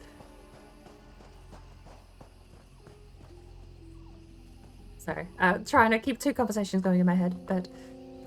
Yeah, sometimes Windows just randomly does shit, and you're like, why did you do this? And Windows is like, I don't know. And then all of the stuff that's meant to fix that doesn't work. We're up to that part, where it really does boil down to if you haven't fixed this specifically before, or done anything even remotely similar, you might just be out of luck and have to reinstall Windows. I guess that's not unique. Any piece of software, like I've got the same theory for Assetto Corsa Competition, that it's done something wonky during an update and I might have to reinstall it. It's not just a Windows problem. And to be fair, given how many computers I run updates for across my network, it's a very minor Windows problem. Less than a 1%, seemingly less than 1% of devices get affected by Windows updates, because we do them basically every day. Minor updates, system updates, security updates, feature updates, and critical updates are all pushed through the network, and we don't do title updates. We manually push title updates out through images across a PXE boot. That being said, from personal experience, it's a very minor issue, but it is one you do run into seemingly when you try and keep your computer as a single life system, or as long as me and Sparkle probably have. I'm technically still running the same computer from the days of Windows 7. I did a fresh install for Windows 7 because back in those days, I don't think you could properly upgrade it. You can, not in the same way you do now, where you basically keep all your files, documents, folders, and app data. But From memory? I don't think so. You would have to use Migration Wizard, I think, previously to back up your user profile and import it into future generation. Did XP have Migration Wizard?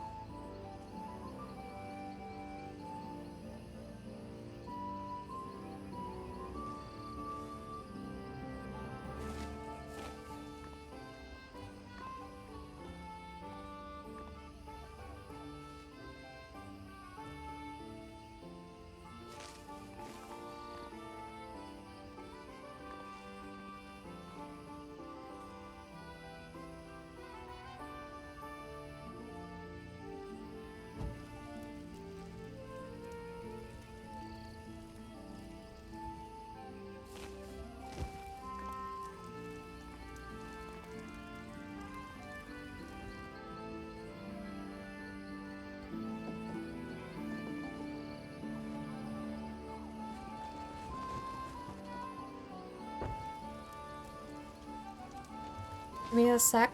I am...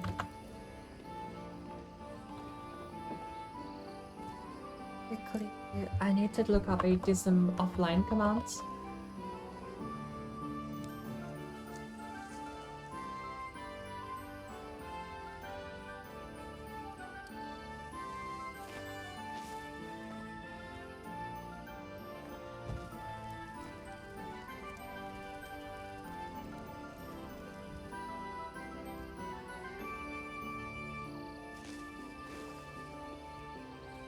Why is Google giving me garbage?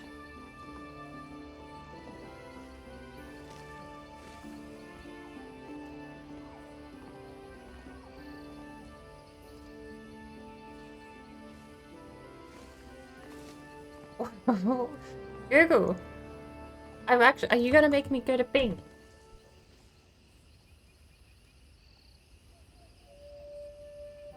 You made me go to Bing, Google. Are you happy?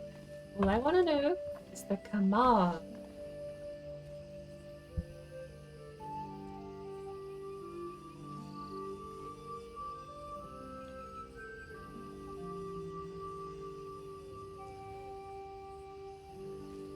I'll be back in another second. I apologize. We'll finish up this story, maybe do another quest, or see if we can find a bit more of our crafting materials wandering around in the morning. But it really is a bit sour just sitting here troubleshooting though. There it is. Can you run that offline? I don't think you can you? DISM Online is actually like an online command, isn't it, that connects to the internet? Is it possible to run this DISM offline?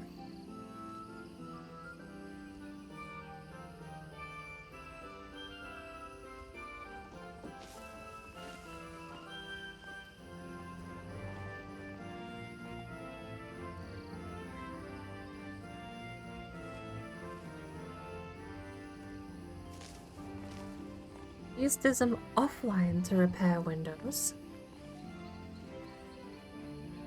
You'll use DISM with online switch and offline switch to repair or repair. Let's get the online is used to target the current running operating system. Oh, it's not actually an online, offline. Alright. The offline, that's fine. We don't need that. Which means I found, to be fair, I found out Google wasn't the issue. It's always user error. I was typing in Bash version of syntax, not the Windows version, which is /. In hindsight, I do remember when I was in junior high.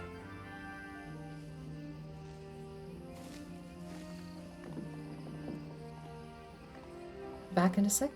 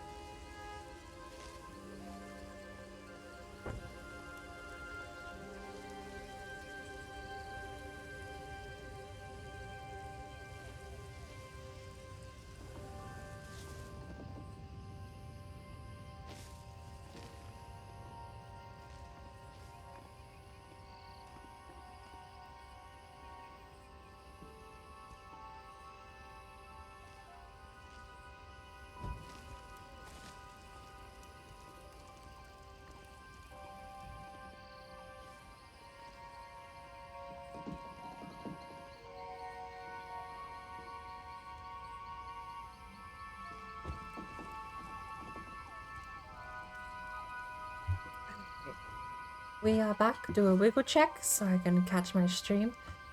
And let's finish off. We'll do half hour more. I'm gonna try and multitask a bit better. You're still breathing. Good. Breathing is good. Slimjaw is deeper in the sea cave. She's trying to gain control of Mother Lightning. If she manages this, the Dominion soldiers won't stand a chance. Brilliant! Can we help her? The giant lizards with lightning in their teeth are Wamasu. Mother Lightning laid their eggs and nurtured them to hatch it. Everything about her is twice their size. It pains me to say, but you'll need to put her down when you kill Slimjaw. No, we're helping Slimjaw, right? She made a justifying point, I thought. I was once a shadow scale just like Slimjaw. For me to kill her without sanction would be true heresy. I've lived my life without angering the Night Mother, and I'd rather not start now. But my friend Eagerteeth has no such restriction. Yes, the one chewing on that hunter's spine. She's a feisty one. I'll return to the village and chase away the Wamasu. If they sense Mother Lightning is in danger, they might stampede through the gray mire. That's your call. If the world is updated, then there's no risk of, like, any risk loss of data is your call from this point on. I just really didn't want to do this. I'm sorry. It's like, we didn't... Look! I'm saying I don't know what other data you want to protect from your app data folder, but I personally would not be trusting Windows with a update or a reversal update or anything past this point not getting something wrong again. If the Wi-Fi is working and not dropping out after the SFC update, well, the only thing at that point would be switching over to 5G, seeing if you can keep online for a while. Well, yeah, but we can switch the Wi-Fi type again in your router and see if it pops back up.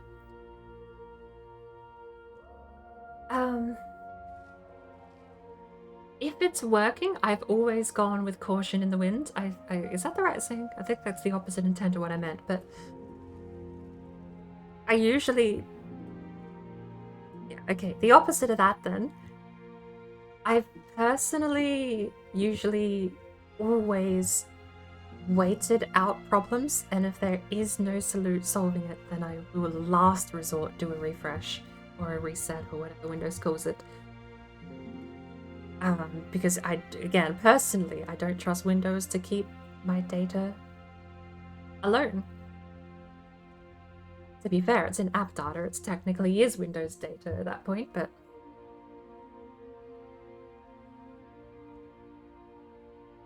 Good luck, friend.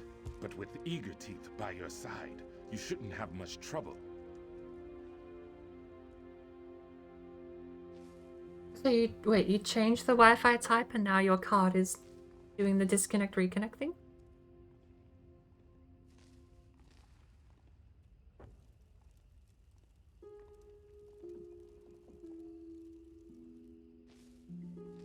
Okay. You didn't change the Wi-Fi type back to ANACAX?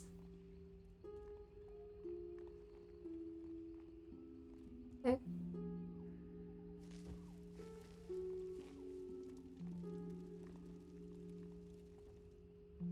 Oh, it is on your computer. Oh, okay. This is good.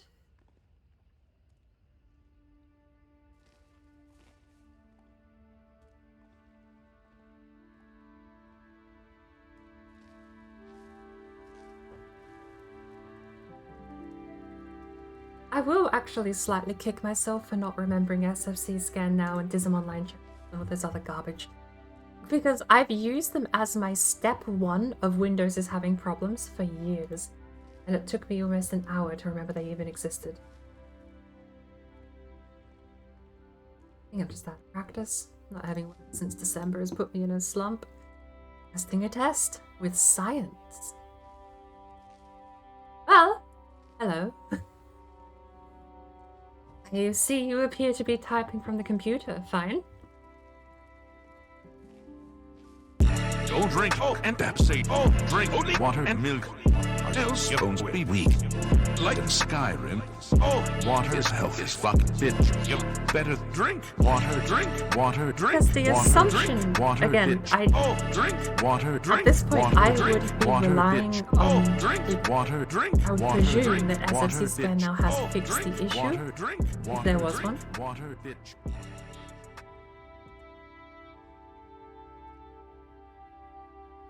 So this is now the point where I would go into stress testing. Use the computer as you normally would, and then keep it online for the day. And if it does drop out at any point, then you lose hope and start crying. But you just sort of bit of bravado and just start beating the crap out of your Wi-Fi again and see how it handles it.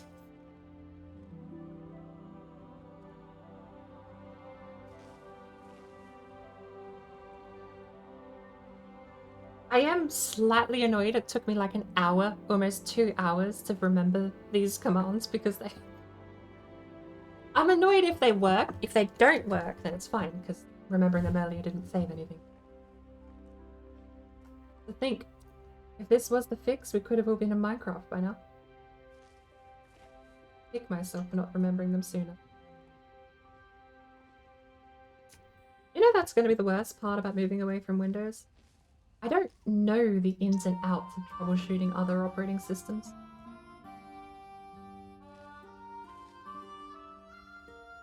To that credit, I've heard way less about needing to troubleshoot other operating systems. Except for Apple. Apple seems...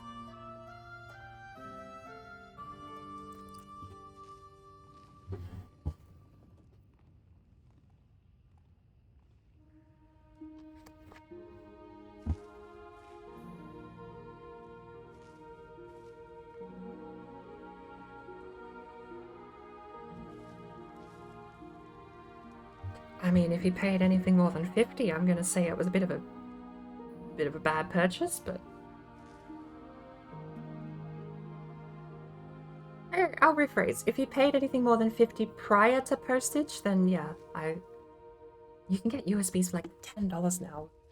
Hundreds of gigabytes of storage. The software past that point. Silly.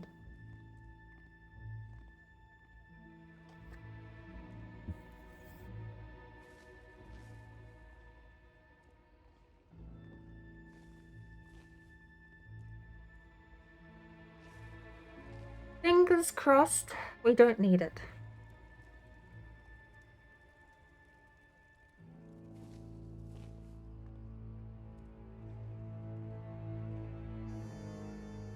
Oh, save yourself a bit of money resetting Windows, or save yourself the headaches resetting Windows rather, and maybe go out and buy a TP-Link USB.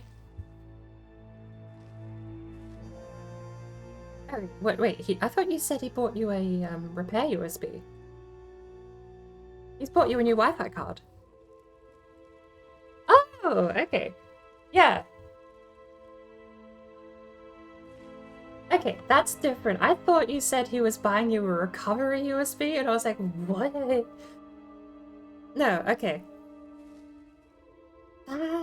Okay, I'm on board now. That's a good purchase. You did good.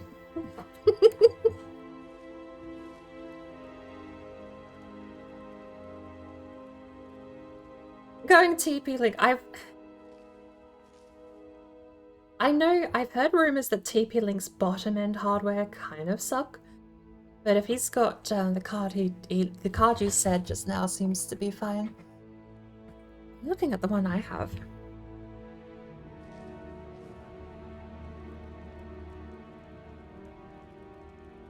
Ooh, the T2UH. Interesting. You have my card. I can personally vouch for it then, yes. The Archer T2U Plus, 600 megabit bandwidth capacity. Honestly, really brilliant for something that's a pen drive. I can vouch for that one personally. I've got it. It's on my desk. It's the one I told you about an hour ago.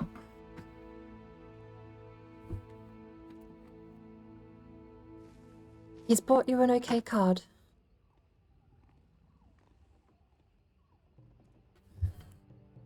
Oh yeah, no, my card is the cheap TP-Link stuff, and I have heard rumors that it sometimes just arrives dead on arrival or sucks the whole time you have it.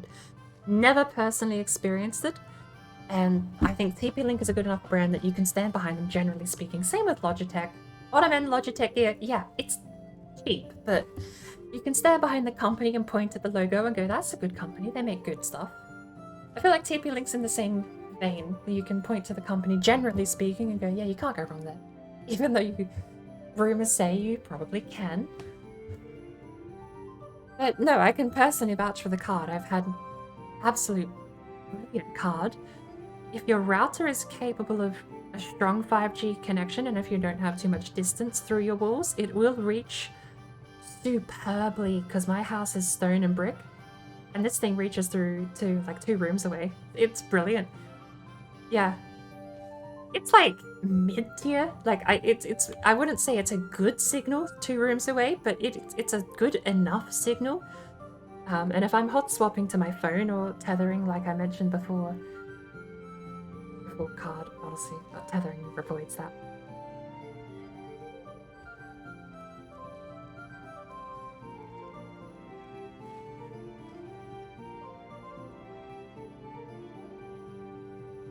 So, that'd be a good card to have.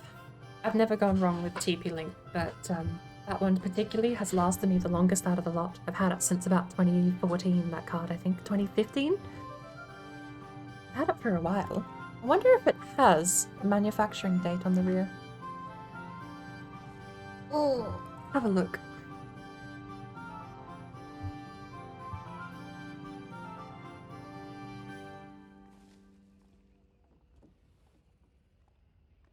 Look like it.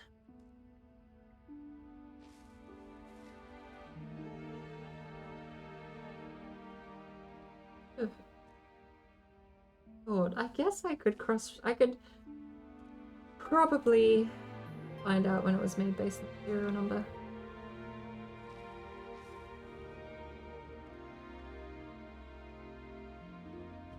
I've had it for years, that's all I know.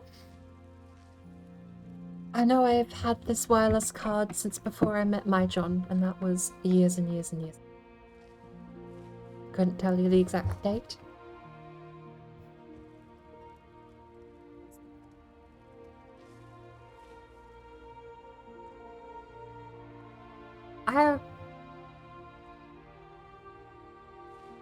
I'm probably going to be ending up soon. I don't know how long Tone is going to go before he crashes either.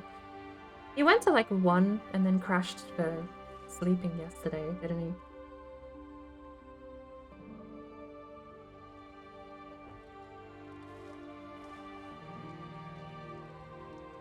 he? Alrighty. Octo, welcome in. Messy stream. We've been staring at this lizard for 20 minutes, I think, at this point.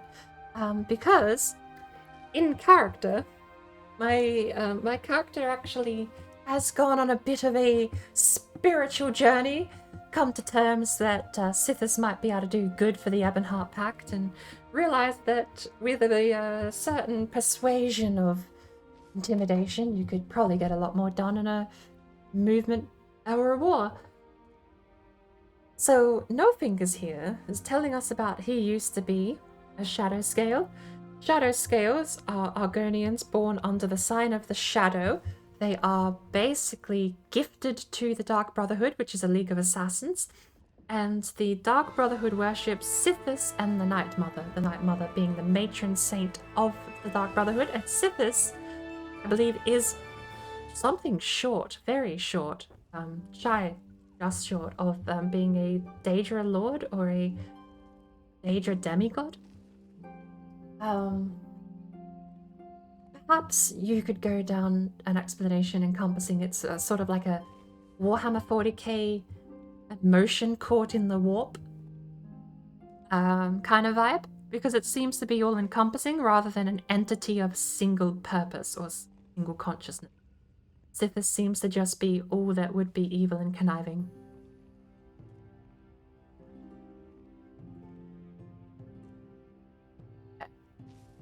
Sparkles in the Cool, we've been doing tech issues, and apparently the solution was a single line of code and command prompt. So Whoopsie daisy, we spent 2 hours wasting time and then remembered that the thing was real. Typed it in and it took 10 minutes and oh, look, it might be fixed. So, 2 hours down the drain for a very simple solution. It's always the simplest problem, simplest solution that you find this probably. Sentence. Structure. Syntax period.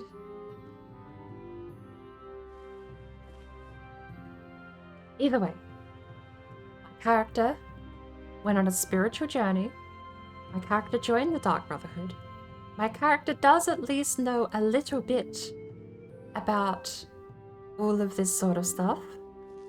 So the question, what is a shadow scale, seems rather odd. This whole quest line we're doing that's ended up here staring at no fingers for 25 minutes at this point has been based around the fact that there is an Argonian, I'll call it village in Eldenroot. They sought asylum from the Wood Elves. The Bosmer gave them asylum before the Aldmeri Dominion was formed, and the Aldmeri Dominion then was formed, and of course Argonians factionally have ties to the Ebonheart Pact. The Ebonheart Pact and the Aldmeri Dominion are of course opposing factions in the Three Banner War. And just personally, ESO being all willy-nilly with the history, you can, well, however canon it may or may end up not being. I mean, it's literally a game published by Bethesda, so if you just turn your nose up at everything in the established lore, then yes, this is canon. If you actually care for what was previously established lore, the Second Era was kind of a bit of a hellhole, and it's no secret that these races do not like each other, and that the Third Era Imperial Dynasty was an absolute Hail Mary, Saint Good period of peace. The Imperial Dynasty of the Third Era saw massive things like outlawing necromancy within the Mages Guild. That was actually fairly late into the Third Era, mind you. Was Archmage Traven from Oblivion, I believe, outlawed necromancy, but until that point it was maybe frowned upon in social circles, but not illegal. At least... I might have to refine my history on that, actually. I'm pretty sure necromancy is illegal, but then practicing it in the Mages Guild being outlawed is a null factor at that point. In fact, it got outlawed in the Mages Guild from being practiced on pain of being banished from the guild. Makes you think that it's legal. Otherwise, an illegal activity being banned just seems like a moot point, doesn't it? So I'm gonna have to refresh on that, because I know you can get in a lot of trouble summoning the undead in Oblivion into a town square. The guards will attack the creature you have summoned, and if the creature retaliates, you get a bounty. It's a fascinating system. But because the creature you summon is basically called a monster, and the guards go, that's a monster, right? Rawr! Why won't you die? And then, of course, the skeleton you summoned, or the Dremora Lord you've summoned, will turn around and go, By the way, me, please. Do you happen to know what the fine is here in Cyrodiil for and then all of a sudden you've got a 100 gold bounty for a murder, or 1,000 gold bounty for a murder. That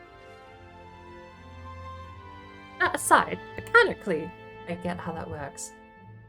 Like, the actual laws of the land, I would need to refresh up on. And again, it's going to change based on what region you're in, too. What Elder Scrolls Online seems to do is throw all of that established lore out the window and just go, everything is a high fantasy paradise, and there's the only turmoil is the very overt, on-the-top political one. All this to say, the Argonians in KHAJIIT have frequently been considered, the beast folk in general, have been considered lesser by many of the other races of Nirn. And what's fascinating again there on top of that is if you go to Akavir, it seems that the Akaviri beast folk absolutely dominate on any battlefield, warring amongst themselves and absolutely destroying any invading forces from Tamriel. It seems that the only reason that the Argonians and the KHAJIIT have been put in the position they have been put in is because, I don't want to say of their lack of battle prowess, but it seems they are more prone to developing their own sets of rules and guidelines. Morality, I think is the word I'm searching for. I don't think the Sacy care the slightest about anything other than total domination in war, and they do have motivations, to be fair. It seems actually the Sacy may have had a role in some of the older games that I didn't know. But, reading up on the Akaviri landmass is fascinating, because I did a little read on it the other day. Reading about the whole area in general. Sacy, you've got the other two races of beast folk that I forget the names of, all warring. Oh, the Sacy ate and invading. There was a couple of races from Tamriel, or at least a group that invaded Akavir, and complete loss. Like this, it's said that the Sacy ate them. But I digress.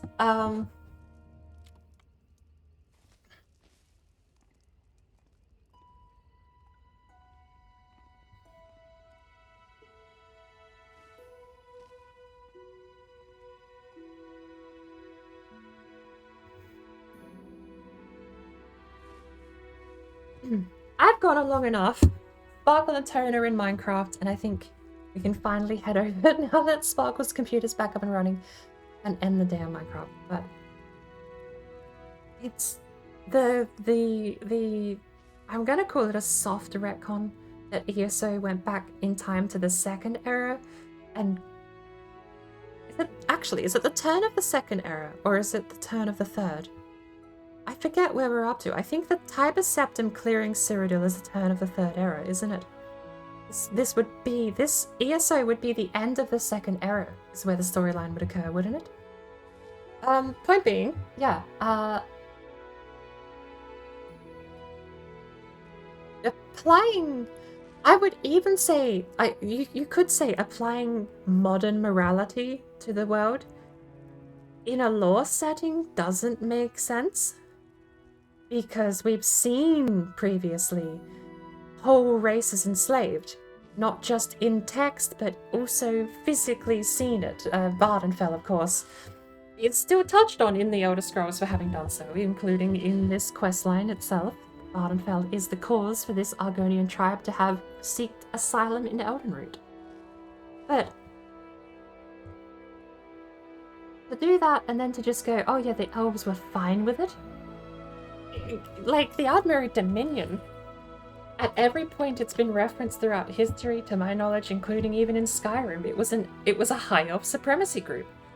High Elves being direct descendants of the Altmer, the Aliads.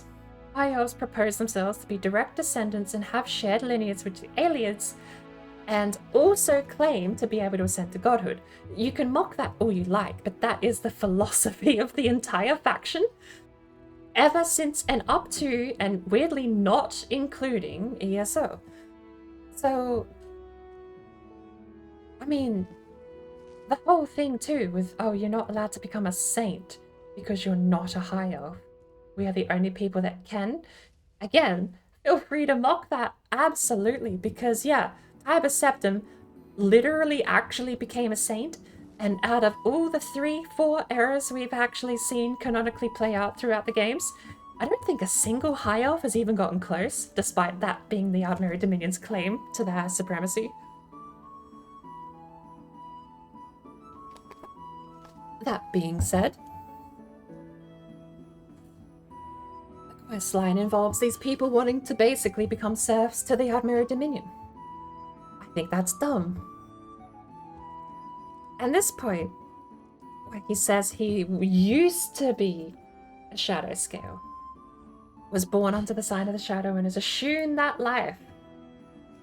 The prompt I was going to go for, we've way burned past our time limit here. Thank you for the hydrate, by the way. I forgot to say I had a sip and a colorate. I want to reject the line written there instead of what is a shadow scale. Ooh, connection issues with Minecraft still?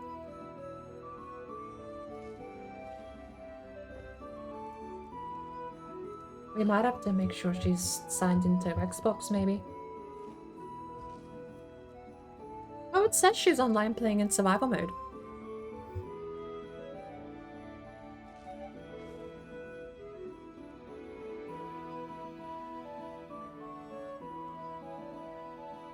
My character knows what a shadow scale is.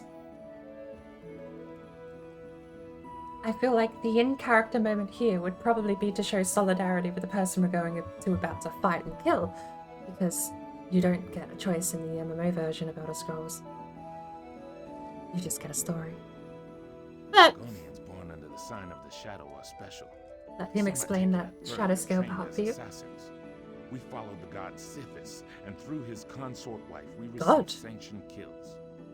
I shouldn't say we. That life is long behind me. The god Sithis, non-capital god, just a regular god. So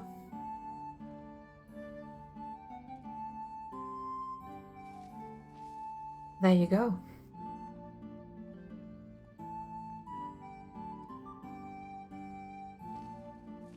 But in character, I went on a spiritual journey, a political... Oh, gone? He's gone? What happened?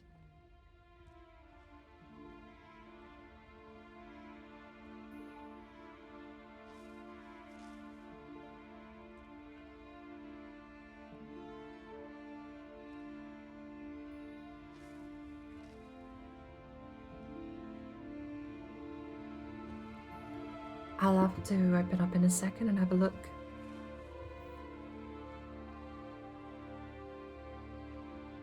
I have a lot of contentions with the game, but I do get that, again, quote unquote, in the modern world, you can't feel frowned upon portraying unjust acts of morality, bad morality. The Dark Elves tortured 10. I mean, just look at superhero movies. The closest you got to a guy with twisted morality was Purple Man with butt chin. But even so, like, they try and give him a sort of a perspective you can understand if you don't agree. But at the same time, his reasoning is still unhinged and psychotic. Maybe that's fine. I mean, unhinged and psychotic is probably okay for a superhero movie, but you look at every other example since and before, they were just cartoon villains. It's been a long time since I've seen stories and movies actually depict the bad guy as someone, I mean, when was the Heath Ledger Joker?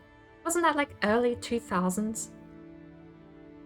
Again, unhinged and psychotic comes to mind, so perhaps that's not the complaint I have.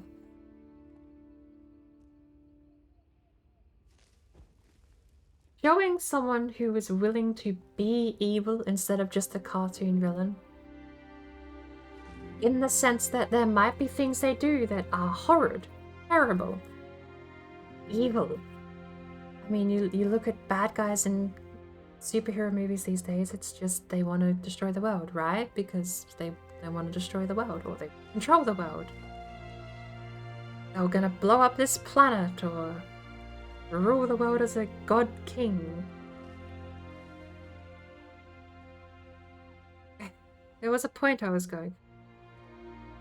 The Elder Scrolls has always been a muddy place for right and wrong, because it just seems to be a story of interwarring nations caught up in what was previously a massive, massive Hail Mary for peace and unity? I mean, even so, Morrowind happens under Uriel Septim VII's rule, I believe. It's only a couple of years before the Oblivion Crisis and Uriel Septim's assassination. And Morrowind has Vardenfell, the slavery outlawed, of course, under the Imperial's rule. The Septim dynasty outlawed slavery. That Septim dynasty, I do believe, started in the Second Era, but I don't think any of these policies came in until the Third after Tiber Septim came Talos. But again, like, these small tiny tidbits just get ignored because it would be distasteful to make Argonian and KHAJIIT socially lesser in a video game, and I get that.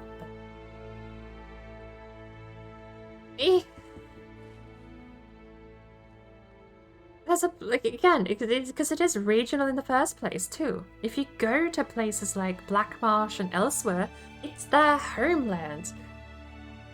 I think what honestly is missing is the feeling of being an outsider when you do travel between these regions, because I'm not in KHAJIIT homeland. These guys aren't in Argonian homeland. But you just see them everywhere. It's every race everywhere, with like maybe an emphasis on the race that's meant to be in the region.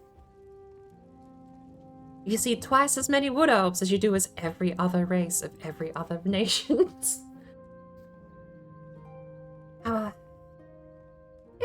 My complaint is like so minimal. It's really just a complaint of optics. Because there's nothing wrong with how the story is presented, and I am enjoying the story. It's just that there's tiny things where I feel like you could have reason to not portray the Argonian. They're not separatists. They are just. It's the Skyrim thing. Nord for the Nords. These guys. The bad guy in this quest is just saying Argonians for the Argonians. I will not kneel under the boot of any elf ever again. But then, because that sounds too reasonable, they then have to go make her assassinate the rest of the tribe and become a mass-murdering psychopathic Sithis killer, despite the player character already being one of those anyway. So, you both try and make her so evil that there's no way of coming back, and at the same time, make her just having taken the same path as the player character did moments before.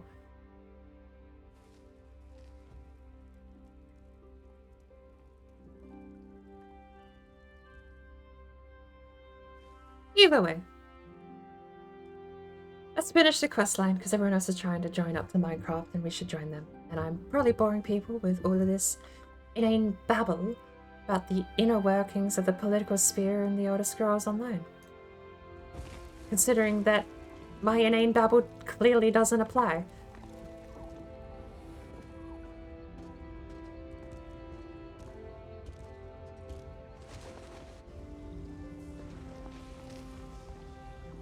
Could just be that your connection to Xbox servers is a little out of whack.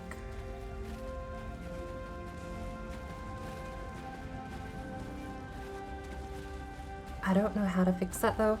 Windows key G would be your Xbox overlay, but I don't think there's any way there to like log out or log back in or anything like that. Maybe there's a way to sign out. Or like, I don't know. I feel like it would be proper sign out or...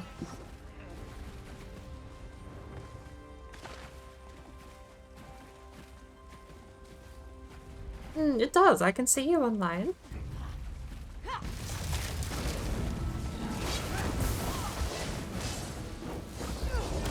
Just spending a casual hour talking about a one-sentence complaint. You're dangerous, huh? It's not even really a complaint. But I just wouldn't shut up about it, so... I'll finish this quest line up and then I'll see if I can jump in though.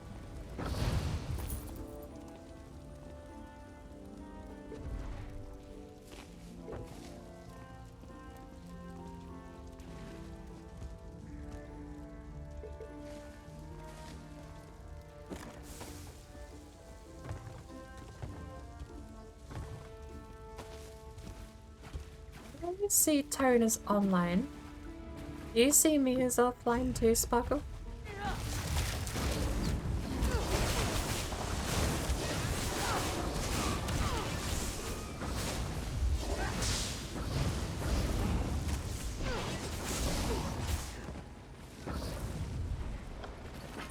Bet they weren't expecting that.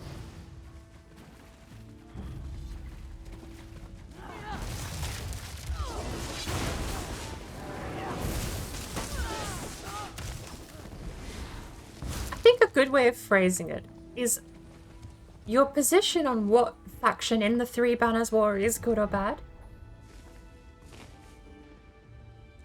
Oh god, it's having issues connecting them. It seems like Windows is just catching up with the fact you've been offline. Xbox is and isn't connected at the same time.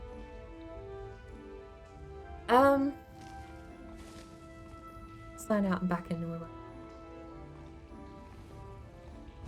But I don't think it's even a complaint. Because honestly, there's nothing wrong with the way they've set up the world here and the framing of all the political structures. I just think it's really funny that the KHAJIIT serve under the Ardmeri Dominion, given the Ardmeri Dominion's high elf supremacy and the history of Beastfolk being enslaved. It kind of has that hint of like, are the KHAJIIT there of their own free will? To me? Hence, by the way, Vardenfeld is one of the worst practices for this too. It's not like any... I do think everyone is at fault, is kind of my position.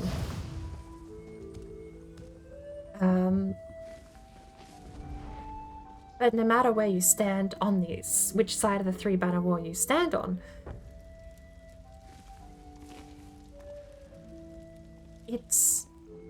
I've got a thought and I've lost it. That's it. No matter which side of the war you stand on, it seems like you could always be seeing the story from the perspective of the bad guy, but you're not given the chance to side with them. Right now, I'm a member of the Dark Brotherhood. Technically, canonically, the character would say Hail Sithis. I may not reveal that to the guy outside because he says he's reformed and we are in here to do bad things to the quote-unquote the evil character. But it does kinda suck a little tiny bit that my character, a member of the Dark Brotherhood, isn't able to side with the other Dark Brotherhood member who also wants to be free from the Ardmeri Dominion. Me, as a non-Ardmeri Dominion, Ebonheart Pact, I have every reason to want to support this the independence of this Argonian tribe. This sorcerer is sorcering better than ever before. Sorcery. And I think that's my complaint. I'm not given the option. At the core of it, I think that's really the thing I'm like the lore and everything else and all the other sorts of stuff aside, whatever position of the argument you fall on, the Ardmeri Dominion's history up until this point, all of that stuff aside, I think it just comes down to the fact that I don't get given the choice to actually follow through with what my character would do.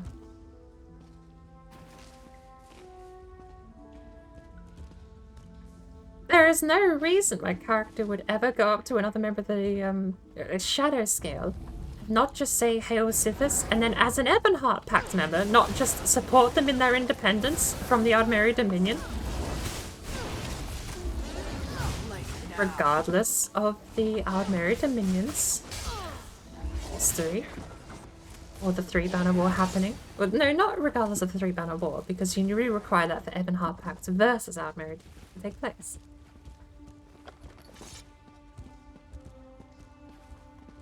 And to be fair, at the moment of, you know, looking the reflection in the mirror, whatever the phrase may be, to be fair, there is irony in casting shade on the Ardmeri Dominion for only being in it for the High Elf supremacy with Queen Ariane, and then simultaneously siding with the Ebonheart Pact where Vardenfell falls.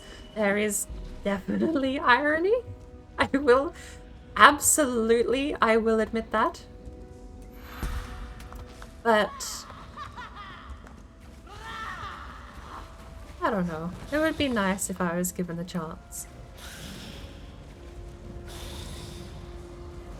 Hello. And here we go. Like, why can't I just say, what is the color of night?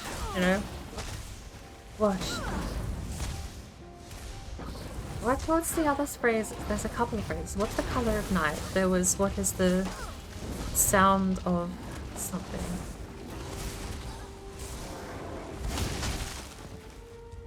But there we go. There's Argonian independence gone.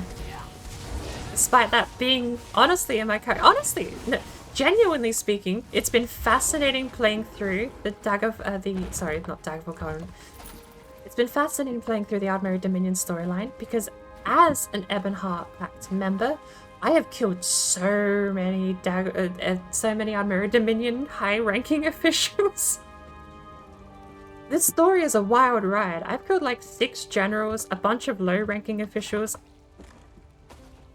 slight spoilers, and a prince.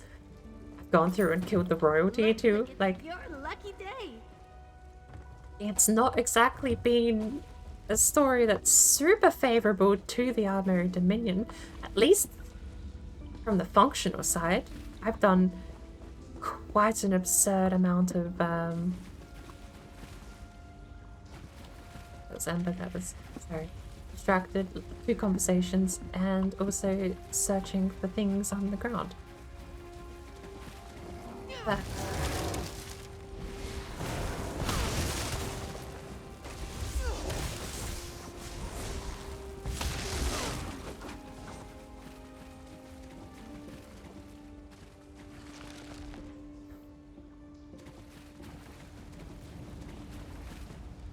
out of all of the quest lines for the Admira Dominion that I played through, there's only been 2. There's only been 2 that I thought were not actually kind of amusing from the perspective of the Ebonheart Pact. I mean, to put it quite bluntly, I am right now technically playing the canonical role of an Ebonheart Pact loyalist assassin infiltrating the ranks of the Admira Dominion. It would be out of character right now to play through this quest line, but unfortunately I'm in the hunt for the Elder Root completionist achievement so I can buy a house because I like the house. Curses. Why is that? The spider is making squishies.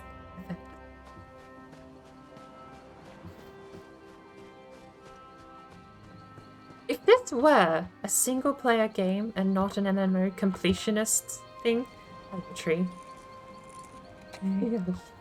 Let's see through the tree. If this were a single player game where I had like multiple characters and multiple stories that I was telling, and to be fair, it could just be You can't stop Mother Lightning. Hail Sithis. Sorry, getting caught up.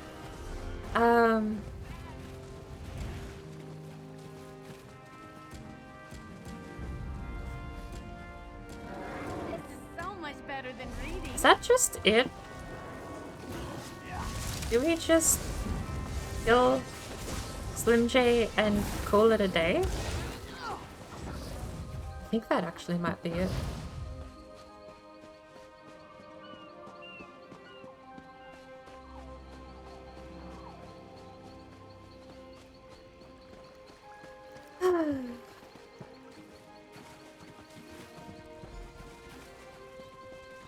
When you do view it from that perspective, though, the perspective of the Ebonheart Pact political assassin infiltrating the ranks of the Admira Dominion, it is so fascinating. Actually getting to go around killing high-ranking members of the Admira Dominion in the story. It's just the Admira Dominion story. It's not like I'm even doing this from... Or maybe I am doing this from the perspective of a outsider faction. I don't know. I've not played Admira Dominion before. All of my characters so far have been Ebonheart Pact, I'm pretty sure. You're back. You stopped Slimjaw then. Oh no. Eagerteeth didn't survive, did she?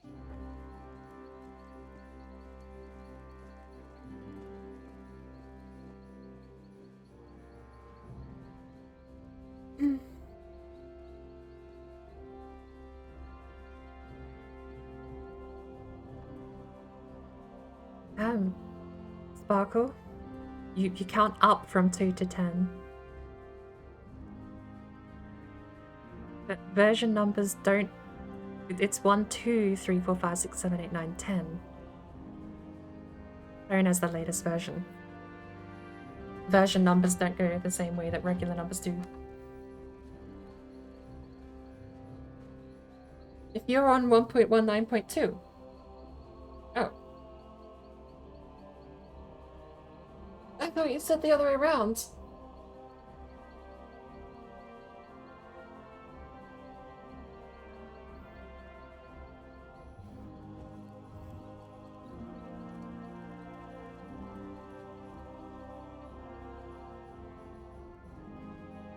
Roll it back, bring up the VOD. Roll it back, bring up the VOD.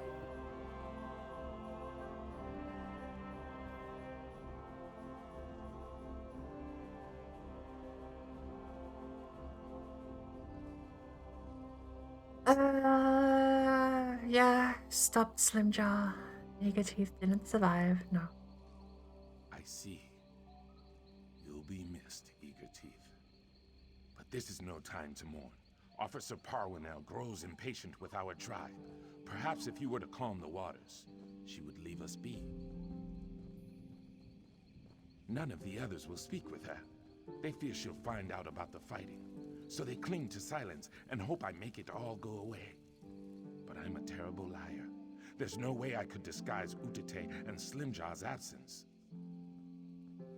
Like, personal motivation really does make me want to sort of not do what the story is implying will happen. Hope in the Grey Maya. I don't want it wrenched away from them. If it's the Microsoft version, you just go to the Microsoft store. If I may ask, what will you tell her?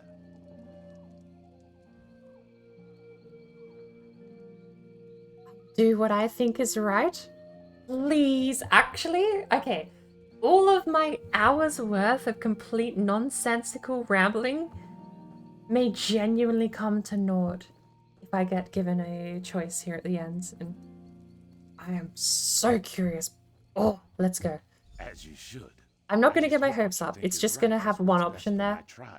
But this setup, I just hope you think what you think is best, what's best in my tribe. This setup has the implication. I haven't made any decisions yet. This is it. The Dominion plan to drive us out of Grotwood. So, was she this close the whole time? You sure she didn't hear any of that? Just the open conversation we just had? Hello. My scouts reported sounds of battle along the beaches. This forces my hand. If I can't explain this immediately... Oh my lord. Okay, all of this? I get to actually play. I need you to tell me what's going on in the Grey Maya. Let's find out what happens. Some of the Argonians plan to attack your soldiers. But this is the thing. I'm siding with the High Elves against the Argonians. Really, I want to be the other way around. As an unmarried Dominion infiltrator, I have to pretend I'm siding with the High Elves. So let's see. Let's play this. Let's actually play this option. After all of my complaining about having to go kill another member of the, to be fair, actually, killing another member, harming, stealing, or betraying another member of the,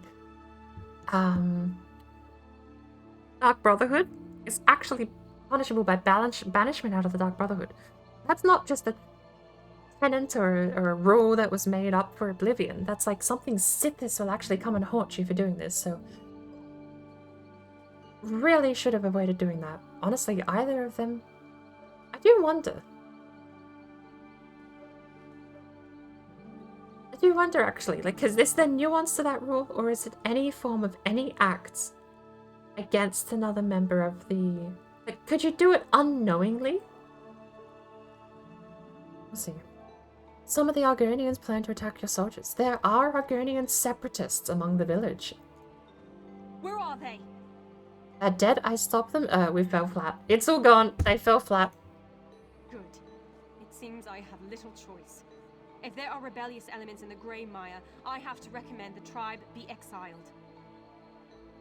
See, this is where I do start disagreeing again, because I do want to side with the... It's like a double-edged sword, because you side with the independents from the Argonian tribe who want their own sovereignty. Perhaps you can ordain sovereignty here on this land. But, we'll see. Do what you must. Then we cannot allow those people to remain. The last thing the Dominion needs is rebellious elements near its capital city. I don't enjoy making this decision, but thank you for helping me see its necessity. It's not the ending I was wanting, though. Rebellion cannot be tolerated in Grotwood. The Dominion's enemies must remain outside of its borders. Pack up your belongings. In a few days' time, my soldiers will escort you to Haven. Where will we go? What will we do? I'm sorry, but you've left me no choice. I don't really know, honestly, in hindsight. There probably was no other outcome than that. We are in Aldmeri Dominion territory, and fighting for the Argonian sovereignty in Aldmeri Dominion territory isn't the best case. This gets treated as an embassy, but also opens it up. Again, you're talking about actual war here. Says the Ebonheart Pact political assassin spy infiltrating the Aldmeri Dominion ranks that, oh, you might get people abusing that embassy as a means to use it as a hub for political assassinations.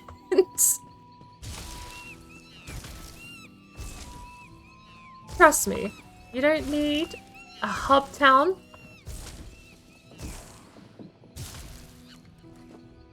to manage political assassinations in the Elder Scrolls Online. I've been doing great. I just rocked up. I didn't need any, like, they didn't ask questions. To be fair, maybe the high-ups and all that posturing about and planning how they were going to rule Tamriel. Maybe they just forgot that there might actually be a KHAJIIT who wasn't part of the Aldmeri Dominion. Played their own aggregates against them. Nailed. Perfect plan. Alright. We're done. I'm gonna go back to... Actually, let me bring up the quest log. We have... That's the Lost Musician. Rare Imports. Where does that take me? North of Elden Root. Passage denied. Takes me to... just north. We'll log out here then. We'll do... whatever that mission I just said was. I am surprised after all of that weird breaking of one of the tenets of the Dark Brotherhood. I should be exiled and I should have Sithis hunting after me. In order to show I am worthy of staying in the Dark Brotherhood, I must defeat Sithis in combat, I believe is what the... We'll have to review one of the tenets. But, like, that's not a rule that was made up. That's like just you. I will get awoken by Sithis in my sleep and will have to fight him. Whatever the rules are around that situation happening, it's again, I've spent way too long talking about all of this, and it does boil down to just Elder Scrolls as a fan game. Someone wanted to write a story that did a tour of the whole franchise. And yeah, this is a tour of the whole franchise. It is in the second era for some reason, despite acting like it's in the third. Acts like it's in the Golden Age, but I suppose you need a story and a reason that there's... Look, either way, I'm rambling again. Point being... Well, let a fan game. Pretend it's just a tour of all of the highlights of the franchise. And yeah, then... You are hand-waving a lot that's happening in the game. It's not canon. For very obvious reasons. Because every Elder Scrolls game that ever comes out now has to have dragons. Which you think would be a world-critical event. I mean, it was a big enough event that it was written as the war of the fate of the world in Skyrim, but now it just happened in the second era too. Another Oblivion Crisis? Oh, that just happened in the second era too. Mana Marco, King of the Worms, coming out for all these things. It's just a tour guide. It's a fun fair tour guide, but if you admit that that's what it is so much more enjoyable to actually get through the game. Admittedly, hand waving a lot of it off is not canon, but nonetheless, I was impressed actually. All things said and done, I did break one of the tenets of the Dark Brotherhood there, but again, it's just a tourist and fun fair, you know? You're not actually following the rules of the world. You're just sort of going around and going, wow, look at that. Woo, wee. Aegorth took over a city for some reason, despite it being completely out of his character. Not explained at all. And just seems like a random shoehorned in reason to give Sheogorath some more lines in the game. But, I mean, it happened. He's there. The most corniest line introducing the quest I could have ever thought of. I genuinely genuinely thought they were going to actually surprise me with that quest. I'm on another tangent already, but I thought they were going to surprise me. And I thought it was going to be, oh, it was all this stuff. It's like, oh, the town has descended into madness. And you know what? You know who's the king of madness, don't you? I thought it was going to be a bait and switch. And then no, they just actually did Sheogorath. I mean, you could have done several things with that story. You could have had the untrustworthy narrator. The person telling you it's Sheogorath could have been wrong. But no, they just... It was all real. It happened. There was Sheogorath. He just made a town murder each other. He revels in insanity, not in death.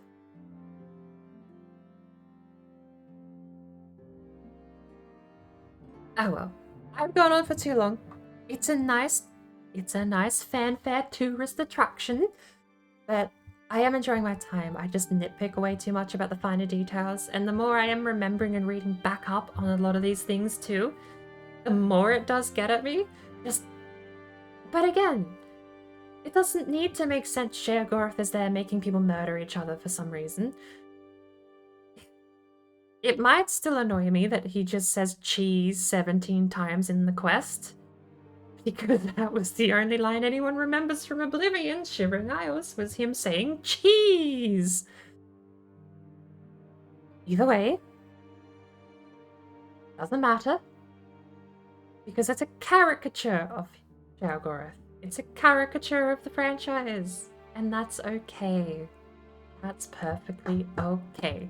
It's allowed to happen, it's allowed to exist, and I may complain and may bemoan it, but it doesn't mean I don't enjoy it. Honestly, that surprise that I actually did get the choice in the end, I don't think that will actually replicate in the game world. There's no way Gratwood just disappears.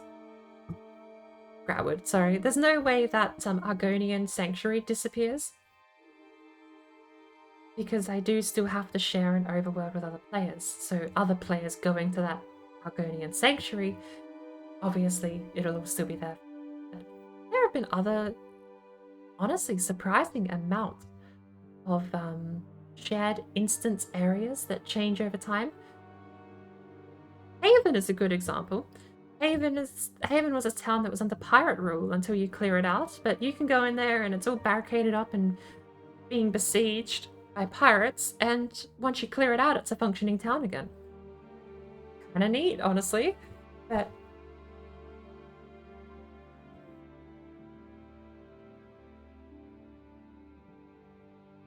Oh, Lord. Time to update Minecraft. Lowest pace you could imagine. 3 megabytes downloaded.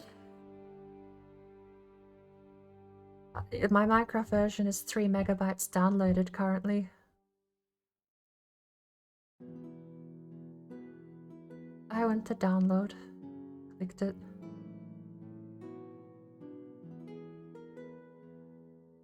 I went to the Windows Store and went to my library.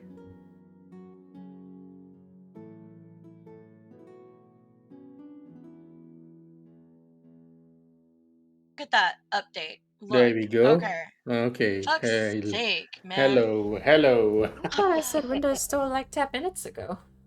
You did, but I went to the store, except I just searched Minecraft and pulled it up in the store. There we go. Not in my library. Yeah, Microsoft Store is so fucked up. Fuck's sake. Not go directly. You have to see on their library.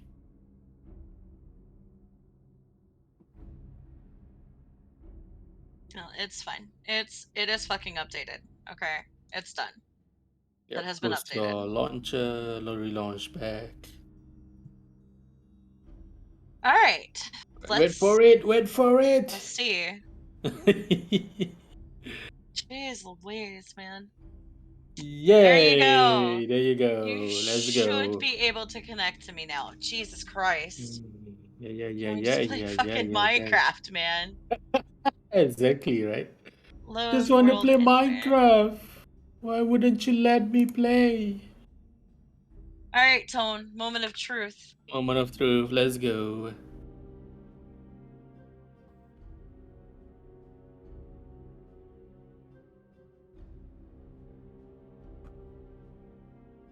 Yay! Oh, thank GG's. God.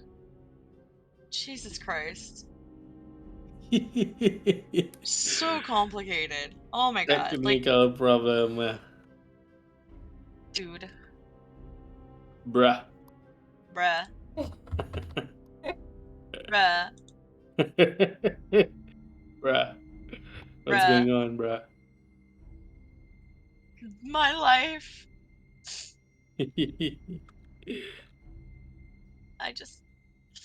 I am so over today, you guys. Have I mentioned that I'm over today? Game And it's over. halfway through the day? GG's. Silver linings. At least we got the big problem out of the way fixed. Fingers crossed. Touch.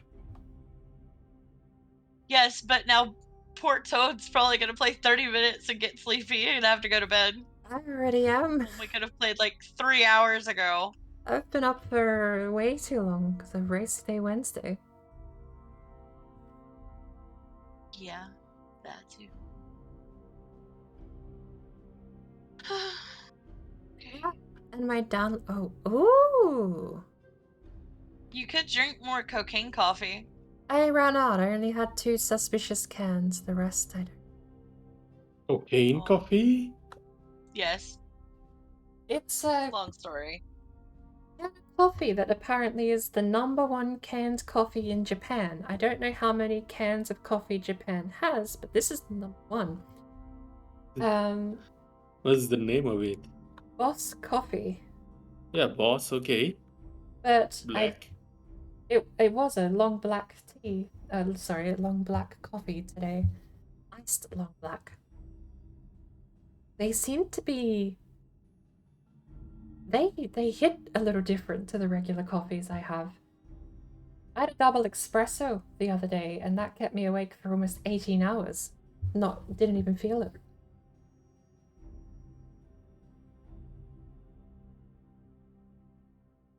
Yes.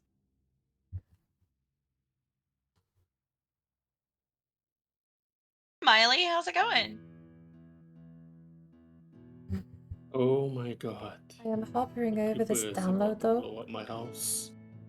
Damn, how did that happen? It says I'm 1% downloaded and it hasn't moved for like a minute. Can I tap out? I don't want to. I want to get the bridge done. I want to get the bridge done. I'm sorry for all the issues, you guys. Today's just been a horrible day. I'm done with today, Port. I'm done. I'm so over today.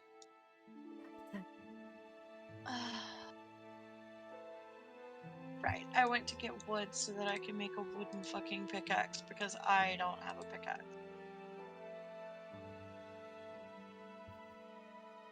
I mean, at least I got my dailies done. I forgot to pop the XP scroll. So I got like my dailies done and then kind of messed up. But at least you got your dailies done. Yeah, I've been struggling to get all of my dailies done for some reason. I usually do my crafting routes and then log back out and don't do the dungeon. And I'm finally clean! I laundered all of my stolen goods, so I've actually got a clean inventory now. Nice. That's really awesome.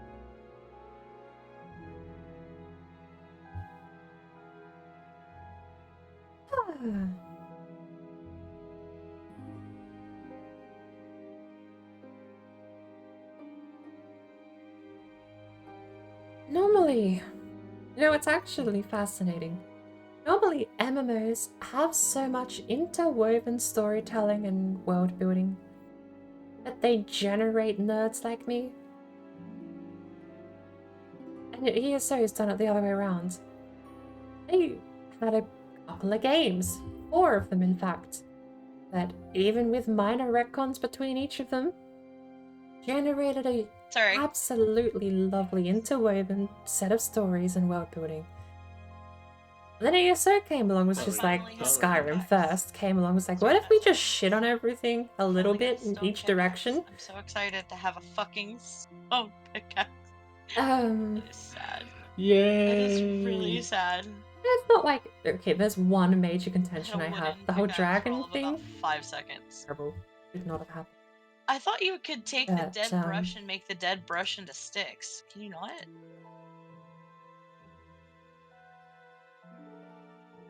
I'm so confused. I'm yawning my head off. But Like, if they don't turn into sticks, I don't Skyrim without the dragons is actually a pretty decent Civil War plot.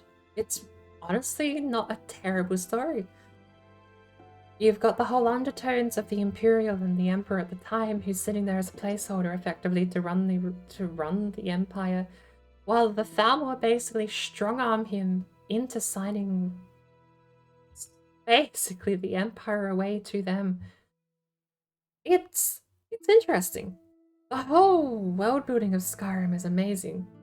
And as much as I bash the game, yeah, it is. Oh, right. Until you get the dragons. Because then not only do you just hit on that's what I wanted very much that's known about dragons in the lore. That's right. So little that's known about dragons, to be fair, but you establish them as something that could have... World-ending threat problem, I suppose is what I'll call it. Everything has to be a world-ending threat. Even rock I have is iron, part I don't of know it. what you're talking about. You can't just have a civil war with the fate of Skyrim in the balance. You've got It has iron? to be a world-ending threat. We can't just do civil war. We need dragons.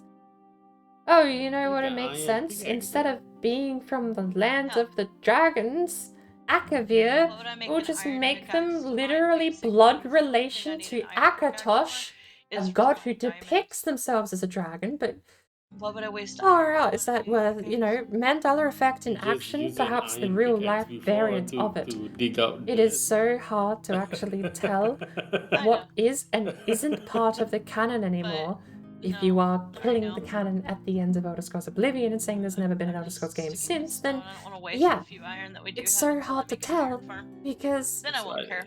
That's why I say we are. if you look up for references of Akatosh depicting themselves as a dragon, you maybe get 3 or 4.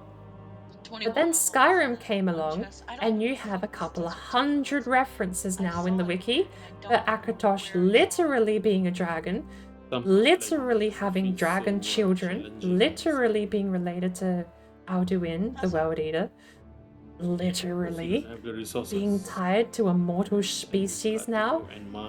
Kind of strips her of her godhood, really. If a simple Nordic shout can make her actually mortal and killable, hardly makes her seem worthy to create none. Again, minor complaint. But hey, look, if you just go, oh, it's water under the bridge, it's fine. You're just doing a tourist's tour.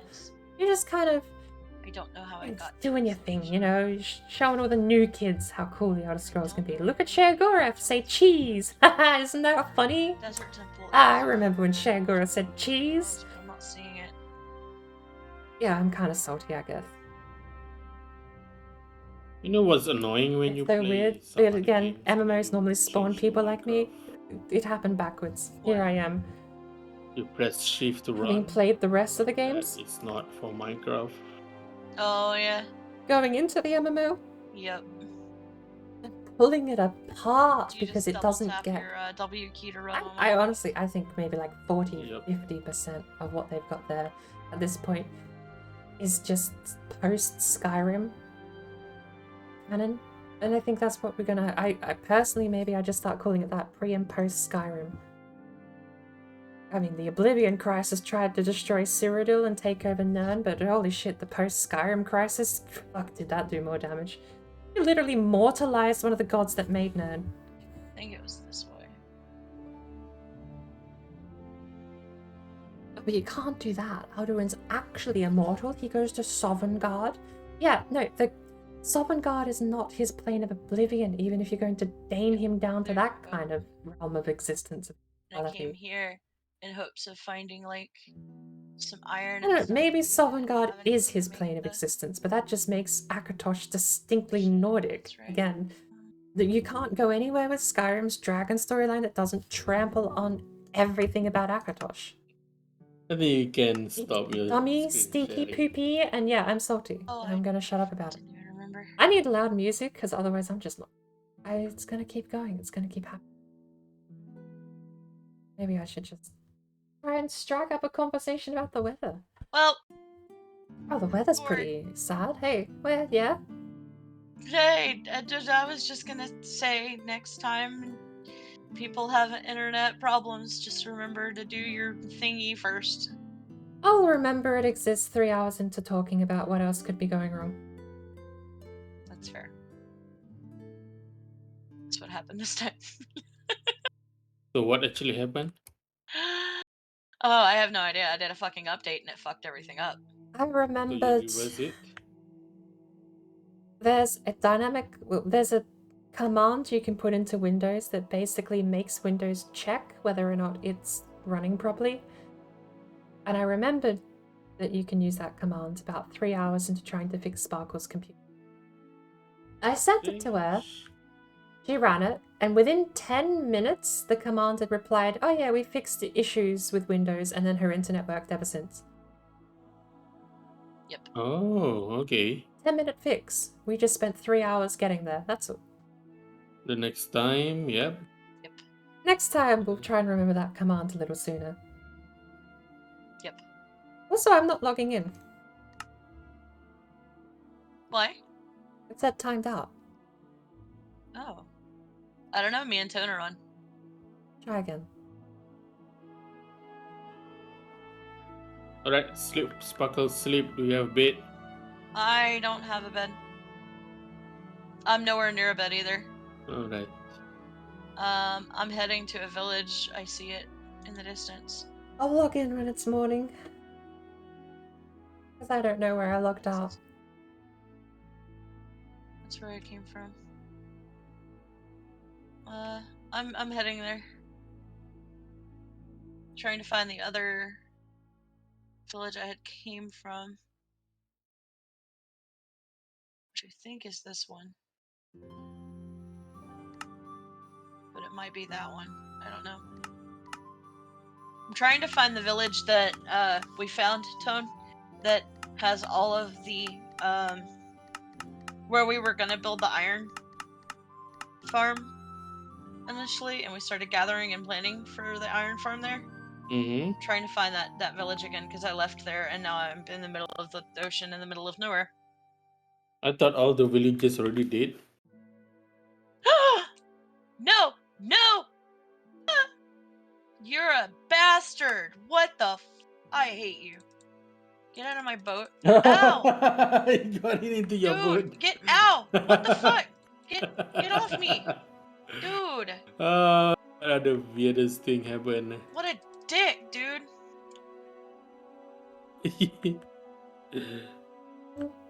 Fucking asshole. Sheesh.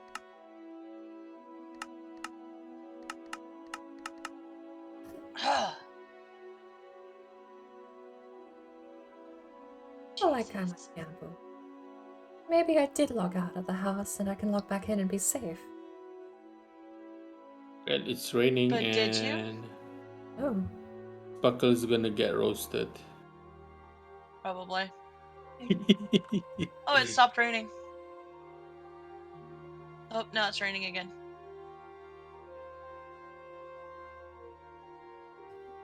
Oh, I see, because it doesn't rain in the desert.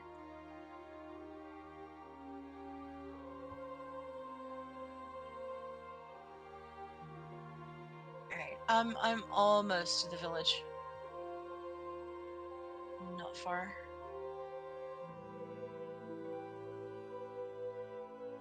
Okay, I really, really, really want this. I'll get rid of that. I don't care about that. Damn it. You have it.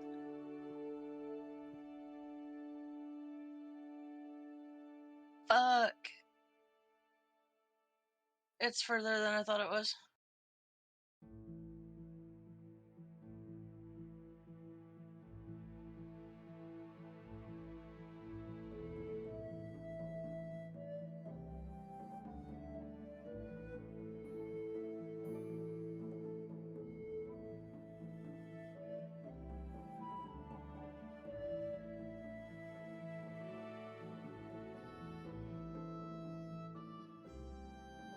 Hello, Wesley. Hello. How's it going? All right. I'm here. This is it. This is our home. I found our house. Yay.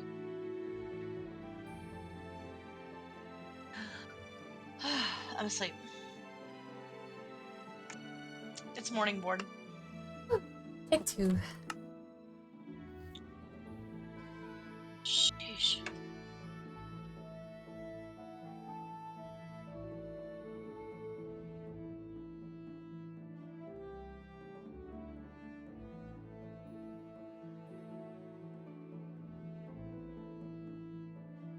The like weird zombies that don't like burn in the sun. It's just so strange.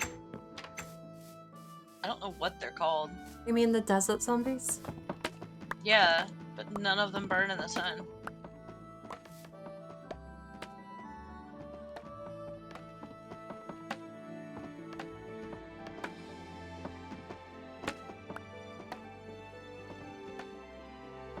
Okay, right, so...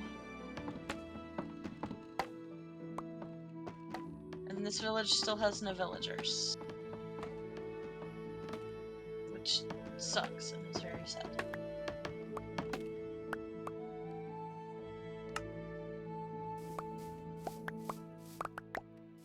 I honestly think it's because we took all of their beds, Tone. Sorry, you want to take my bed? No, I think it's because we took all of the villagers' beds. True, they don't have anywhere to run. Right. So they just wander around outside and died. Probably. Took all of their beds? Yeah. Yep. Well, Yeah, I Sparkle guess. specifically. Yeah, broke they all the all beds. wandered around and got blown up by creepers. Without beds, Yep. they just wander around at night. That would have taken like 2 nights. Sparkle killed the villagers. I wasn't the only one. You had a bed too. So. I took one bed, you took 2 beds. No. How I tiny only had is one the bed. village? Oh, it was only like 3 houses. There was one bed that was left, but yeah.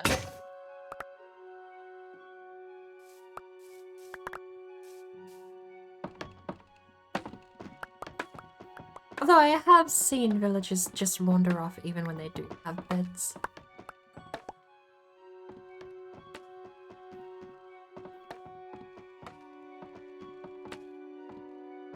I wonder where they go. If you take away a villager's bed and then ring the bell, I think they just run around like a mad panic, or do they actually head inside?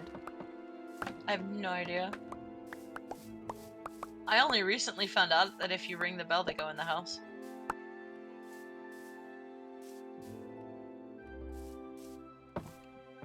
But then even though they go to the house, if they don't have the bed, where are they going to go?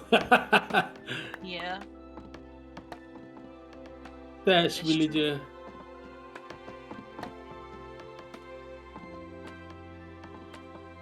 Like, I really wish that I had...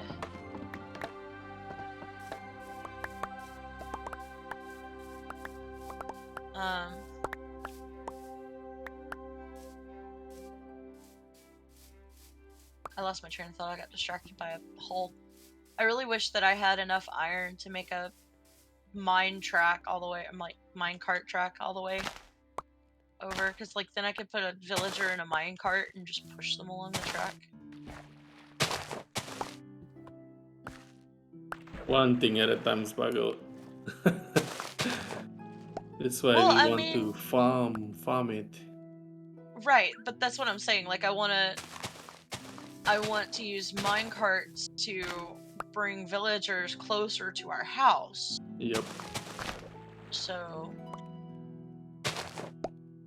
yeah, it'd be nice. Soon.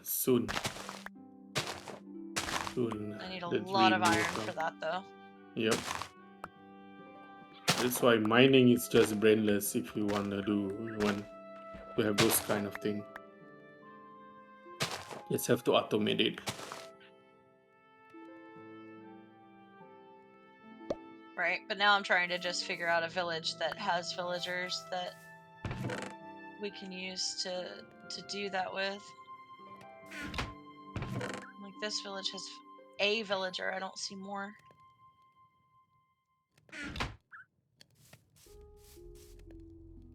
Is this the village that I was trying to breed the villager? I think it is. Okay, here's a guy. He's a fisherman. Okay. Oh, and here's another dude. Okay, beautiful. So we have 2 guys here.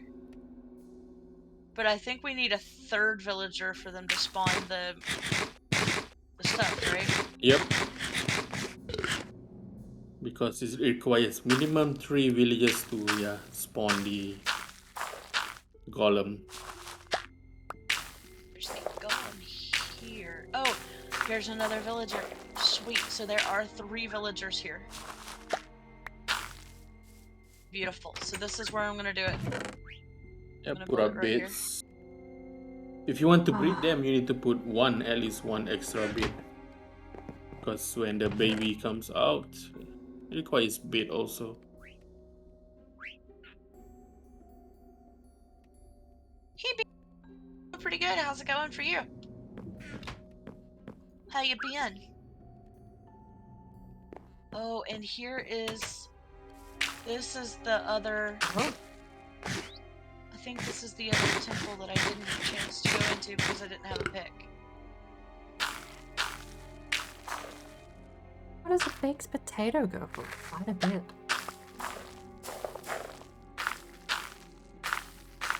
Oh yeah, didn't you guys breed some sheep? I think you guys have a sheep farm, right?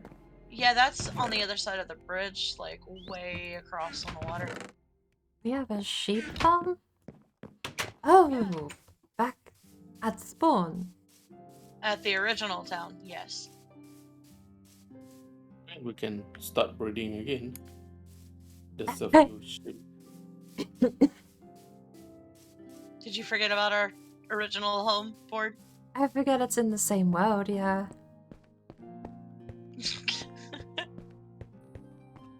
It wasn't on in another life.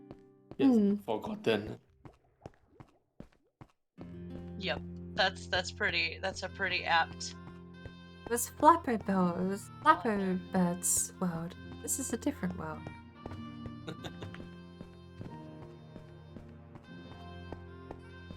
That was the world where Bord's bird died. Yeah. So she erased it from her mind. That other world that wasn't this one. The bird got lightning strike. Poof. That was funny though. It was hilarious. Yeah, you guys were arguing. You know, whose bird is this? Let's see whose which shoulder. No. It was because I didn't think that the bird was making zombie noises, and Bord was saying that it was making zombie noises, and she was saying it's 100% this bird is making the zombie noises, and I was like, it's not the fucking bird, and then the bird exploded. Yeah. Shit was fucking hilarious. Oh my god. It's like the best thing ever. I'm sorry, bird. Oh my god, Bord. I found you a sword. I'm gonna give this to Bord for her own bird protection. Yes, a gold sword, but gold armor. But it has Smite 5, Fire Aspect 2, Unbreaking 3, and Knockback 2. Wow. Yeah. I think that's probably the best sword I've ever seen in this game. Like, to be randomly from a rando chest. And that's from a nether portal chest. But the nether portal chest was hidden under sand. It's impressive, actually. So, yeah. It's a beast-ass sword.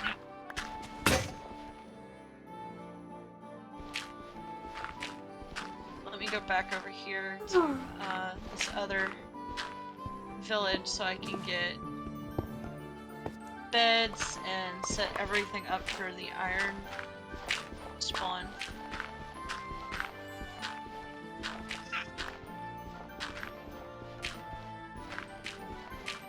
Beaver somewhere. Oh, it's a trader. Hello. Oh. Ew. He's selling some brain coral. That's actually not bad. But I mean, that's 3 emeralds for 1 piece of brain coral, so pricey.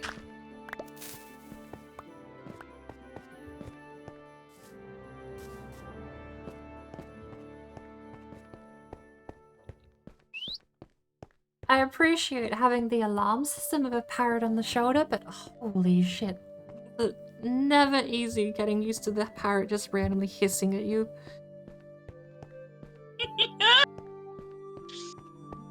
What do you mean the alarm system, though? What?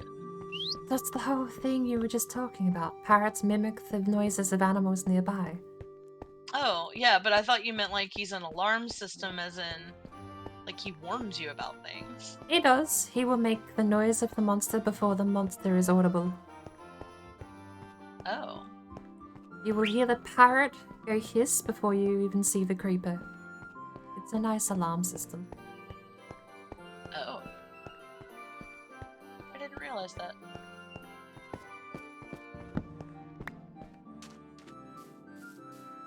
So can we sleep? Yeah, I'm On my way trying to back? figure out where the town is. I'm crashing pretty hard. I don't think I've got the energy to keep going. No, I'm sorry. That's fine. I mean, I'm glad we got the system back up and running. Touch wood. I don't want to curse you, but just I am running out of energy. I've got a couple of hours left before my power gets cut too. They're cutting it at 1 PM here. Sheesh. So I want to try and get some sleep because I'm going to go shopping while the power's cut today. Okay. I'm sorry, Board. That's fine. Look, I mined like 10 blocks and then walked home. That's a day's hard work right there. Oh, Lord. I found a parrot. Trying to... I fed it seeds and it likes me now. Is it hissing at you? It did, and then I walked home.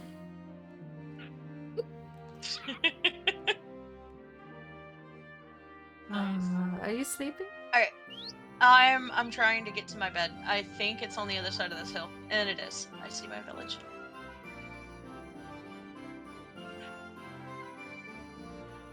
Boobas. Just Boobas. Hey, Octo. I am almost there.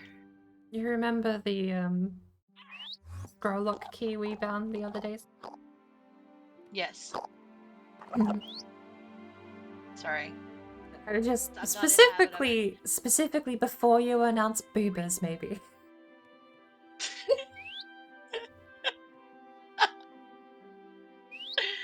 Yeah. I didn't think about it. I'm running home and trying to, like, not die. Yes. Alright, but no, I am...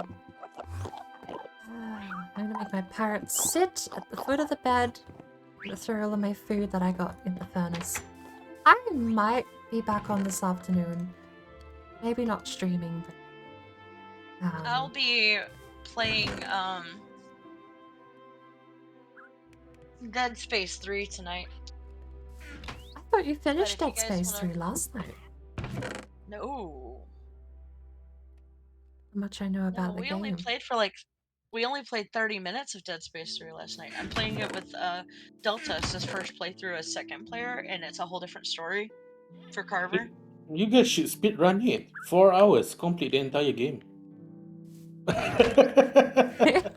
But Have you seen the speed run of the Dead Space 3? No, I haven't. It's the funniest shit ever. How much do they break the game? I'm kind of curious to see it now. Yeah, they break the game. Literally. Oh, Board, I've got more TNT. Oh. But, I forgot who did it. I watched it live on Twitch, honestly, back then. I was looking for someone who played Dead Space, and now all of a sudden this guy is playing in it. I'm like, it's like after 4 hours watching him, okay, we are done. There goes the story. I'm like, what the fuck? I know there's a guy I've been watching YouTube videos for where he keeps buying Resident Evil games and trying to beat them in under 2 hours so he can then refund them with 100% completion on the account. Oh my god. He did I think Resident Evil 7 I think he had a bit of trouble with, but he did beat Resident Evil 2 Remake in under 2 hours with 100% completion and got the refund. He has every achievement in the game and also refunded the product. wow. That's intense. I mean, you have to wonder though, like, do you ever think Steam's gonna introduce that as a rule? Like, if you beat the game 100%, you can't get a refund? Probably not, no. Because you do have those you got those weird achievement hunter games where you can beat them in 10 minutes and they give you 1,000 achievements and then that's it, that's the whole game. Oh, Steam would be like, what is this guy trying to do? He has all the achievement and he completed within 2 hours. What? And now he wants a refund.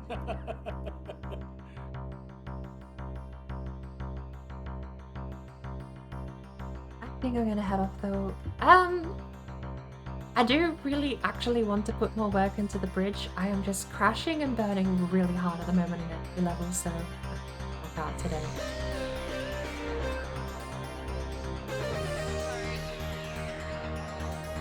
Oh, I'm just glad we did get it working. That's good. I will say, personal investment here. I am glad the world is also backed up. I'm glad the computer is also saved.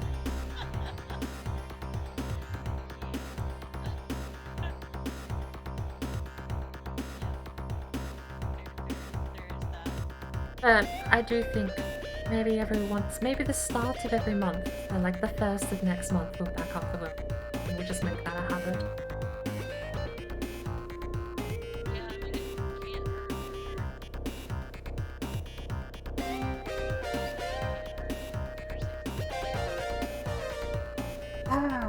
I do not have Steam overlay, so no.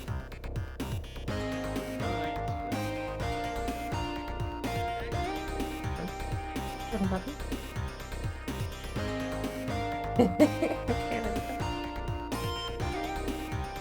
I'm really... this is such a weird... I hate feeling like this, where I want to log off, I want to get sleep. I know the power's going to be cut in a couple of hours. So I want to get some sleep now, so that I'm awake while the power's off to go out and be productive, so that I can get back when the power's back on. But there's a part of me that sits here thinking through that whole process, and it still goes, but I kind of want to stay on and build more of the bridge though. What's wrong with another hour of bridge building, right? What's wrong with another hour of bridge building? Oh, but I need to cool it. I need to behave. I need to go relax and prep my computer for being powered up forcefully in a few hours. But I don't think I'll be back later today. Because again, with the power being off, it's going to be a little awkward. I don't think it's going to be back on until mid-afternoon. We'll see what happens though. I don't know how much I butcher my sleep pattern right now, because I really have crashed and burned. I think all the adrenaline from race day is finally actually bottomed out, and I'm at the other end of that crash. So, what a mess of a stream. Absolute mess of a stream. Genuinely is a bit of a mess. Well, the race went fine. I don't think we had too many technical issues, but ESO dropping so many frames wasn't funny. Then we did have the technical issue of sitting still for 40 minutes plus, both on words on stream and then switching over to Minecraft with Sparkle and just not doing anything. I should have bailed while I was ahead. I should have really actually just said, oh, I'm gonna log off and play Raft offline with Sparkle. I mean, it wouldn't have solved the computer issue she had, but holding it there, I think, is the better ending to the day. I might actually... No, don't. Think of things you could be doing. Go to sleep. Go to sleep. What you should be doing. Is that pause up? That's so lame. Alright, well, apparently I have to pause it while I tab away. I think it's... It could be Raiders here. Could be Sparkle just lurking. 2 viewers for a while now. Whatever the case, I'm going to send you guys over to ToneDust. We'll probably only be going for a little while longer too. If you want to use the generic global emote raid message, we have one. If you would rather redeem your channel points to get the board face, you can. And if you would like an emote that goes where the animated one sits, because you can't buy those with channel points sadly, then we have Stinky Glitch. My name is BordBrain. Please don't bully me too much. I'm gonna go to bed now. Bye.